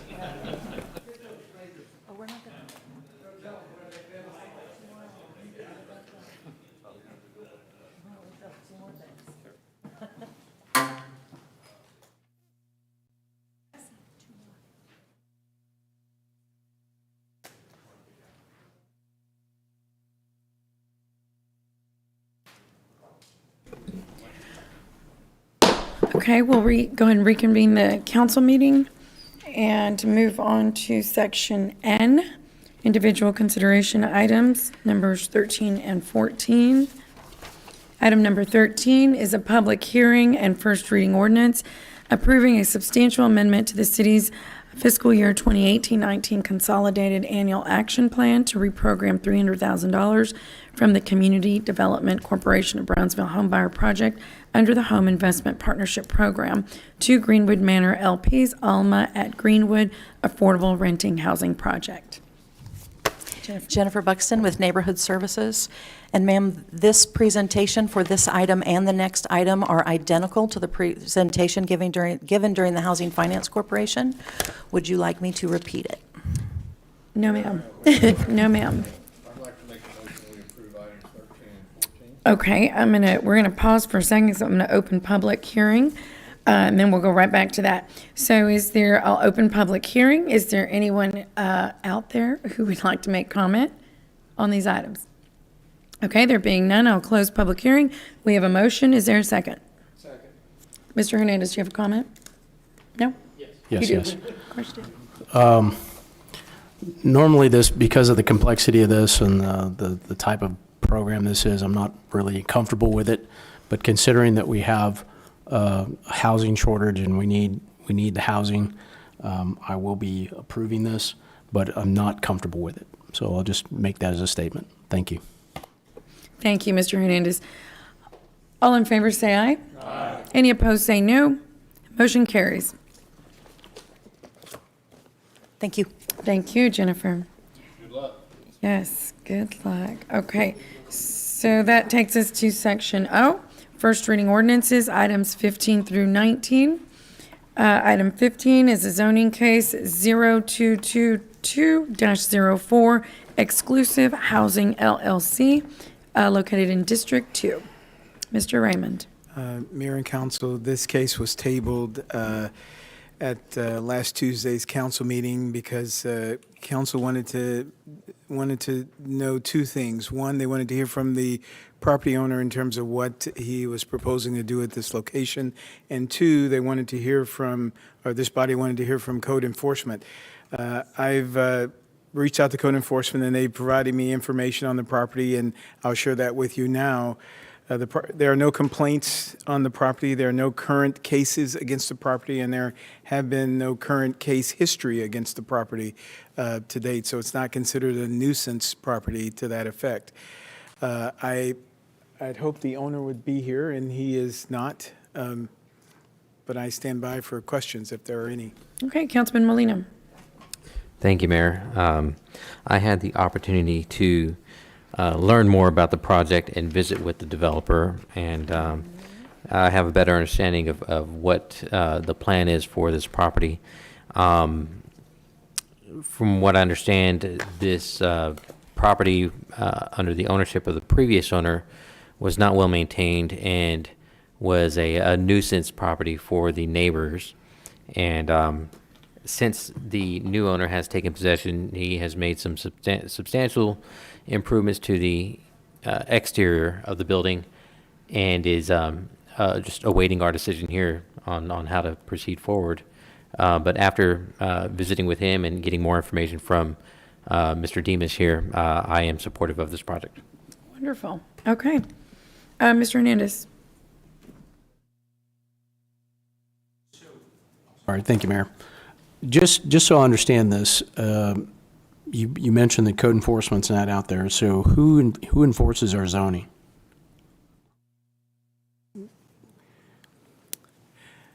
Who enforces zoning? Code enforcement. So if there's a zoning violation of the built environment, code enforcement would enforce that. But you said code enforcement has nothing on them. Correct. Because this was done, if you will, illegally, and no one really made an issue of it. Therefore, it wasn't an issue until it came before us for, the process I explained last Tuesday. Well, it just seems to me that we're not doing a good job enforcing our zoning. And I wish we had somebody here from code enforcement. But if I may, Councilman, if I'm a code enforcement officer looking at this from the street, I don't know that that's an illegal accessory dwelling. It looks like but we've had complaints from people complaining about this property for other reasons, like parking and other stuff. It doesn't seem like there was an attempt to figure out why. I can't answer that. That's a good point. Can't answer that. Look, this has less to do with what this individual's trying to do, this individual person that owns this property, as opposed to how we do code enforcement and how Councilman, I don't think we investigate why things take place on people's personal property. We cite them and we encourage them to get their property in order. But we don't investigate. Like if you have too many animals, we don't say, I wonder why you have so many animals. No, but we get complaints, right? We get complaints about a certain area, right? Yeah. Okay, so if we got a complaint about this property in the past, which I believe we did. Right. But that complaint was, say, based on parking. What would we have deduced? Not that I'm, you park your cars correctly. So when I see the pictures of this, there's a fence that goes right in kind of in the middle of the building, right? I don't think so. Because there's one side for one entrance, and then you have a kind of like I guess a dirt path. Or a demising wall. Right. Okay, but Councilman, so you're saying, the reason why are we? Yeah, we're in this situation because, we haven't enforced our zoning. And that goes to, that's a bigger issue than this particular one issue, is if we're not going to enforce zoning, and, and this is fortunate this individual had the, I guess, wherewithal and ability to, bring this to our attention, trying to make it right. That's right. I'm sorry. So, Mr. Zoning, did you want to add something? Well, just reminding Al, so part of the issue is in the past, up till Al being here, the Development Services Department didn't have any compliance type persons to do just what you're saying. They didn't. Some cities have it. San Antonio's had it for many years, and they have a big compliance group. Al did recommend to me in the two past budgets that we add these compliance staff. Council approved them, and we had some conversation on that with the council. How many And we people have do you four. have? So we have four today, which is good. Right. So that's a new thing. That's 2 Yeah. years new, or probably really a year and a half. And in essence, to follow up on Peter, there's a lot they're doing, right? Which is they're citing people for doing building things without permits, because that's prevalent here. This case is it's a little more intuitive, because you'd have to know, you just have to have more information, and that doesn't mean we're not training to get there, but we're just dealing with, I guess you would call it the low-hanging fruit. So going forward, is code enforcement going to enforce our zoning, or is your inspection group going to enforce our zoning? The compliance inspectors will. Your people, right? The DSD compliance Yeah. inspectors, yes. So that's the answer, is that we have four persons now, four positions. We didn't have that 2 years ago. Right. So now and that's really not enough for this big city. No, But it's a start. right. Right, so. Okay. Okay, thank you. Okay. Councilman. Oh, well, actually, we have to open for public, yeah. So I'm going to go ahead and ask anyone if they would like to make public comment on this item. No public comment, then we will go ahead and entertain a motion to approve. Move to the order. approve. Okay. Any further discussion? All in favor, say aye. Aye. Any opposed, say no. No. Okay, the motion carries. And who seconded? I'm sorry, was it? Okay, thank you. Okay, item number 16 is an ordinance amending the Unified Development Code to delegate approval of wastewater lot or acreage fee exemptions to the Director of Development Services. This was, good afternoon, Mayor and Council. This was tabled also at the last council meeting, primarily because of this body felt that was too much overreach or power for the Director of Development Services to just waive or exempt wastewater fees. So we've revised the ordinance to limit my authority, the Director of Development Services authority to 50 grand, right? 50 grand and under, the Director of Development Services would offer that exemption. Over 50 grand, it would come to this body. Okay. And the revised ordinance is in your package. Okay, council members, do we have any questions on that or comments? Mr. Hernandez. I had a little bit of a conversation with you about this earlier today, and what is a $50,000 threshold? Where'd that come from?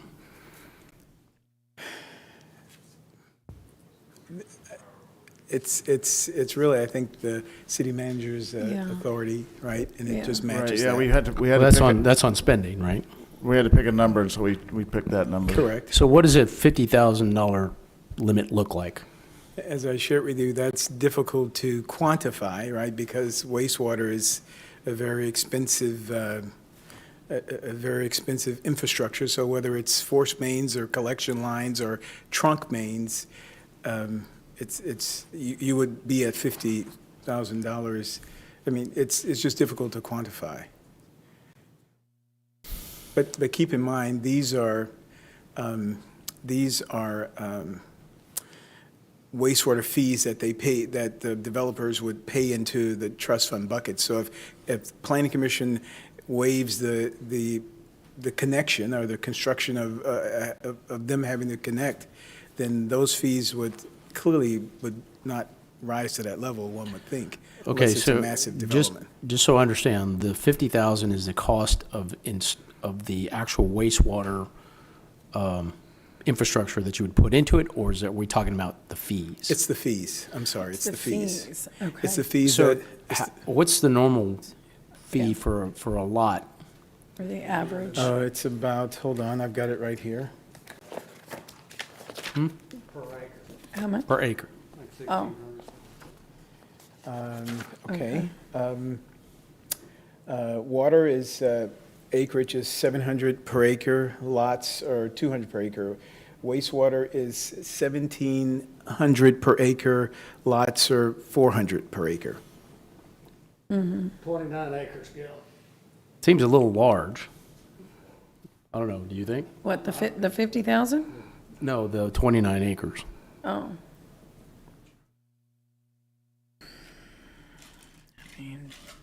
Well, you can amend it. I'm just. Oh, no, I'll wait for Councilman Smith's comments on this. Thank you. Well, thanks. It's consistent with city manager, kind of is a threshold of $50,000. So I'm comfortable with it. Yeah. 29 Yeah. acres. And remember, the point to this, it was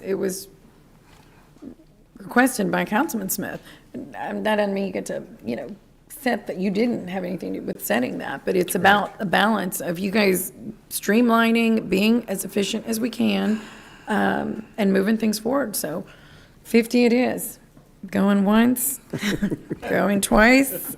Any other questions? I'll take 50. Great. Any public comment? Do we have any public comment on item number 16? We have no public comment from Mr. Harrod back there now. Okay. I'll entertain a motion to approve the ordinance. Okay, any further discussion? All in favor say aye. Aye. Any opposed say no. No. The motion carries. Item number 17, an ordinance authorizing a revocable easement and a temporary construction easement with Kinder Morgan Tejas Pipeline LLC. Okay. Good afternoon, Jeff Edmonds, Director of Engineering Services. This is a fairly simple and common item, but requires council action. They're doing some maintenance and repair activities on a pipeline that crosses property that's under the administration of solid waste. Some of the work can't be contained within the existing easement, so they need some additional easement for that and temporary easement for the construction. And then there's also a sublet for crop damage that will remit to the person who's leasing from us. So that's what this action is. It's Move to approve. Let's open public comment.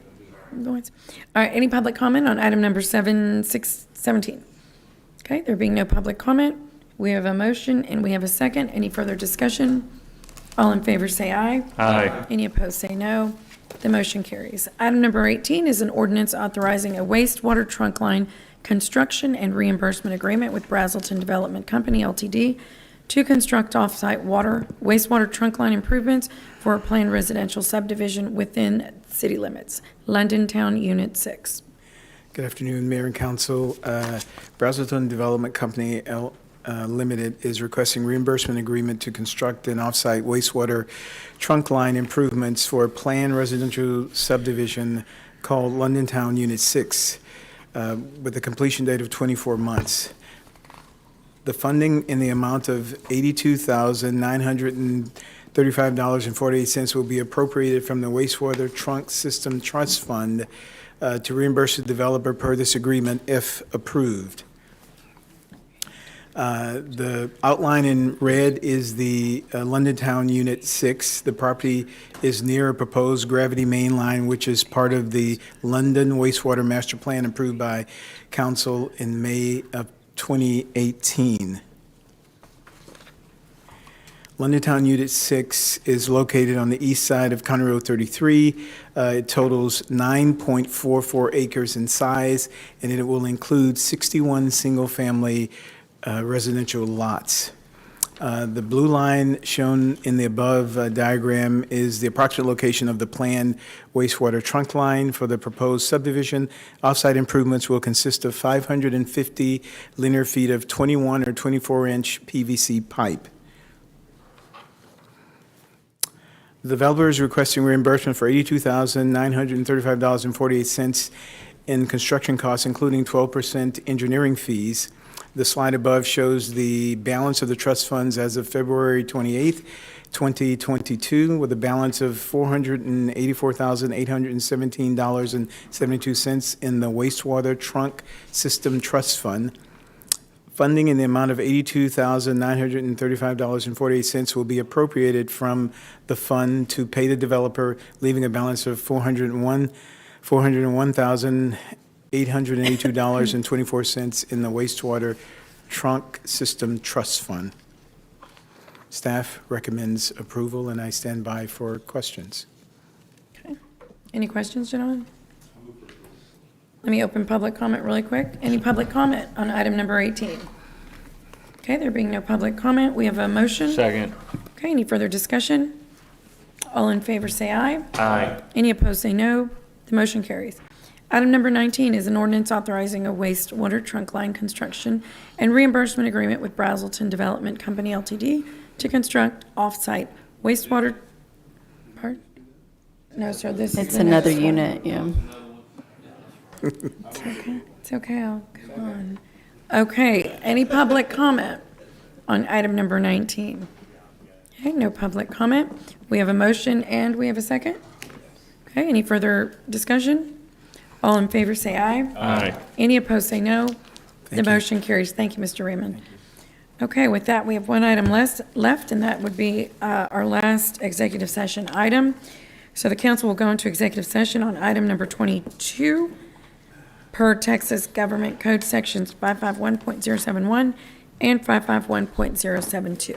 We will return. Yeah, we can.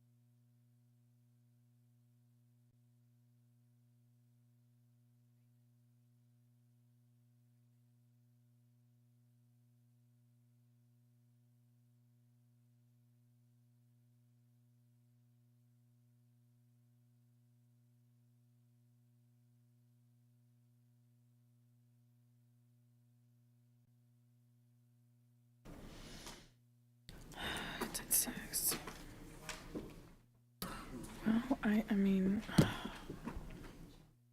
okay.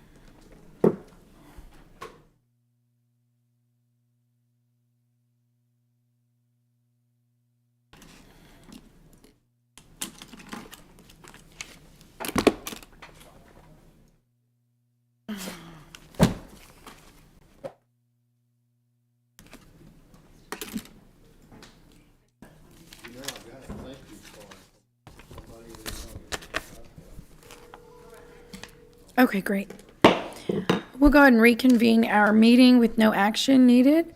And we're going to go ahead and go right back into executive session per Texas Government Code 551.071 on item number 21.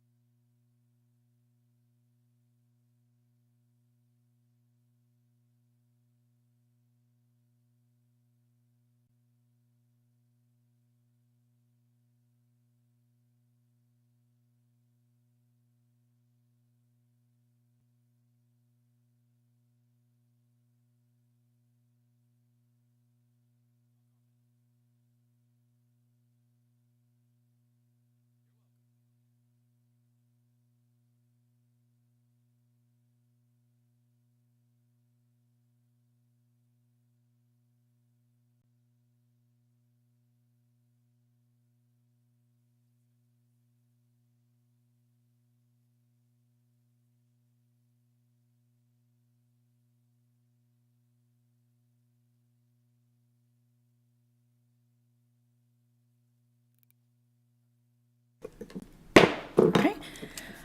I'll go ahead and reconvene our meeting.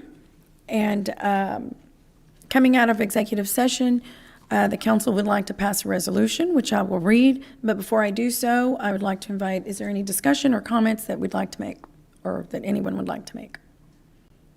Councilman Hernandez.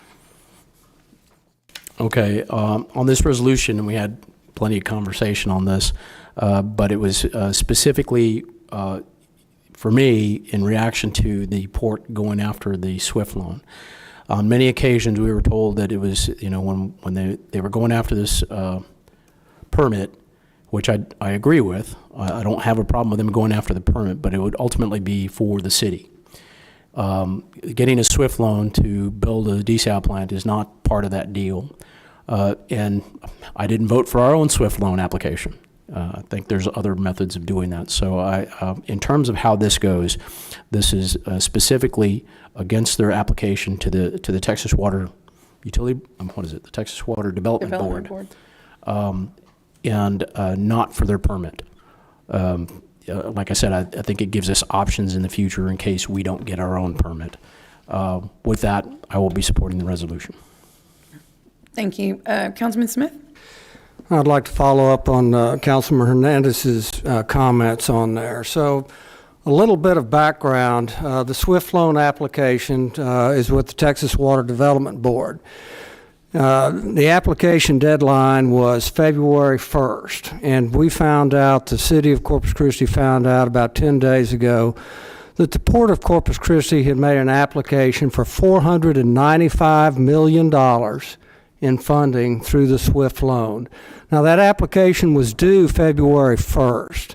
There was even though we are the regional water supplier, we provide water to 7 counties. We've been the supplier for 100 years. There was no comment about the Port of Corpus Christi making this application to the city of Corpus Christi. And probably the biggest surprise in this application, they listed 2 customers. One customer was the city of Corpus Christi. The other customer was a small water district, Nueces County Water Control and Improvement District number 4, which is in Port Aransas. And as we're talking about communications with it, February 1st, that's when this application was filed. An application that said we are going to be selling this $500 million project to the city of Corpus Christi, and the Port of Corpus Christi made no effort, did not ask the city of Corpus Christi, were you interested, would you be a customer, where are you, or anything else. That is very disappointing from another entity on there. So I support this. This is one of the reasons. Thank you. Okay. Thank you, Councilman. Any other comment? Councilman Barrera. Thank you, Mayor.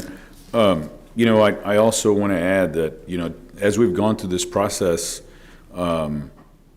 ourselves at the city, as the regional water provider for 500,000 residents in addition to industry, that one of the most important things for all of us has been having affordable, stable water rates for our residents, for the residential ratepayer. And in the initiative of which the port's taken to be able to endeavor into this $500 million liability, then those funds have to be paid back. And the only way they can be paid back is for them having a customer. And they've not shown us any rate models. They've not disclosed any of this information to us after several of us have been vocal about ensuring that we have an uninterruptible water supply and that it's affordable. It's affordable and it's safe. And to engage into a $500 million liability, I say that over and over again, without providing any type of rate model to anyone is just irresponsible. So therefore, I obviously support this resolution. Thank you, Mayor. Okay. Thank you, Councilman. Any other lights need to come on? No? Okay. And so I won't repeat everything, but everything that all of you have said is right on point. And the city of Corpus Christi is and will remain the regional water supplier. What I'm about to read here in this resolution reemphasizes that. And it provides a stance, it provides a position that the city of Corpus Christi is taking in the biggest, most important, and the largest historical decision that we have made. And so with that, I'm going to go ahead and read this resolution. So the resolution requesting the Port of Corpus Christi withdraw its application for SWIFT funding from the Texas Water Development Board and end any and all attempts to become a water producer or distributor. Whereas the city of Corpus Christi is the supplier of water for the surrounding region, which includes communities in Claiborne County, Jim Wells County, Live Oak County, Aransas County, Nueces County, B County, and San Patricio County. Whereas it is the mission of the city of Corpus Christi to effectively manage the region's water supply, production, and distribution through the operation and maintenance of the water system to meet water supply needs, to provide safe drinking water, to review the design and construction of water facilities that will ensure water system reliability to meet projected growth, and to identify and meet consumer needs and expectations. Whereas the city has submitted applications for a drought-resistant and affordable water source to the Texas Commission on Environmental Quality for permits for desalination plants at the Inner Harbor Ship Channel site and the La Quinta Channel seawater desalination site. Whereas the Port of Corpus Christi Authority has applied for a permit to discharge desalinated wastewater from a proposed desalination facility to be located on Harbor Island. Whereas Harbor Island is an area of recognized environmental sensitivity, and permits requested by the port for desalination on this site has led an intensified environmentalist response to the city's permit applications. Whereas the city sent a letter to the port on September 14th of 2018 stating that the city is opposed to the Harbor Island location and is not interested in obtaining the permits for that location. Whereas the TCEQ Office of Public Interest Counsel has recommended denial of the port's requested discharge permit. Whereas the port has requested funds via the State Water Implementation Fund for Texas from the Texas Water Development Board.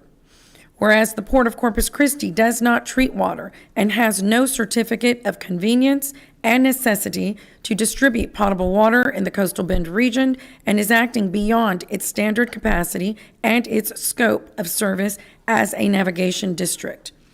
Whereas the city treats and distributes potable water in the Coastal Bend region and holds a CCN to distribute potable water in selected areas of Nueces County, and the city serves as the regional water supplier in the Coastal Bend. Be it resolved by the City Council of the City of Corpus Christi, Texas, Section 1, the City of Corpus Christi is the regional water supplier for 7 counties in the Coastal Bend, including Nueces and San Patricio counties, and currently serves nearly 500,000 residents in the Coastal Bend region through a superior-rated public water system.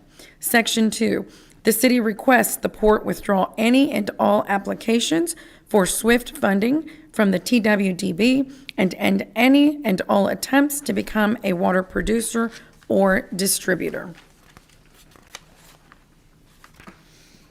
Okay, so with that, I will entertain a motion to approve the resolution as stated. I'll move for approval. Any further discussion? I have one comment. Yes, sir. I would just like to say that I think this council is very open and willing to work with the Port of Corpus Christi to move forward on this process. We've offered that as far back as 2018 to even develop a memorandum of understanding to work with them, and I think we would welcome that. Yes. Thank you. Okay, we have a motion, we have a second. All in favor say aye. Aye. Any opposed, say no. The motion carries. There being no further business, this meeting's adjourned.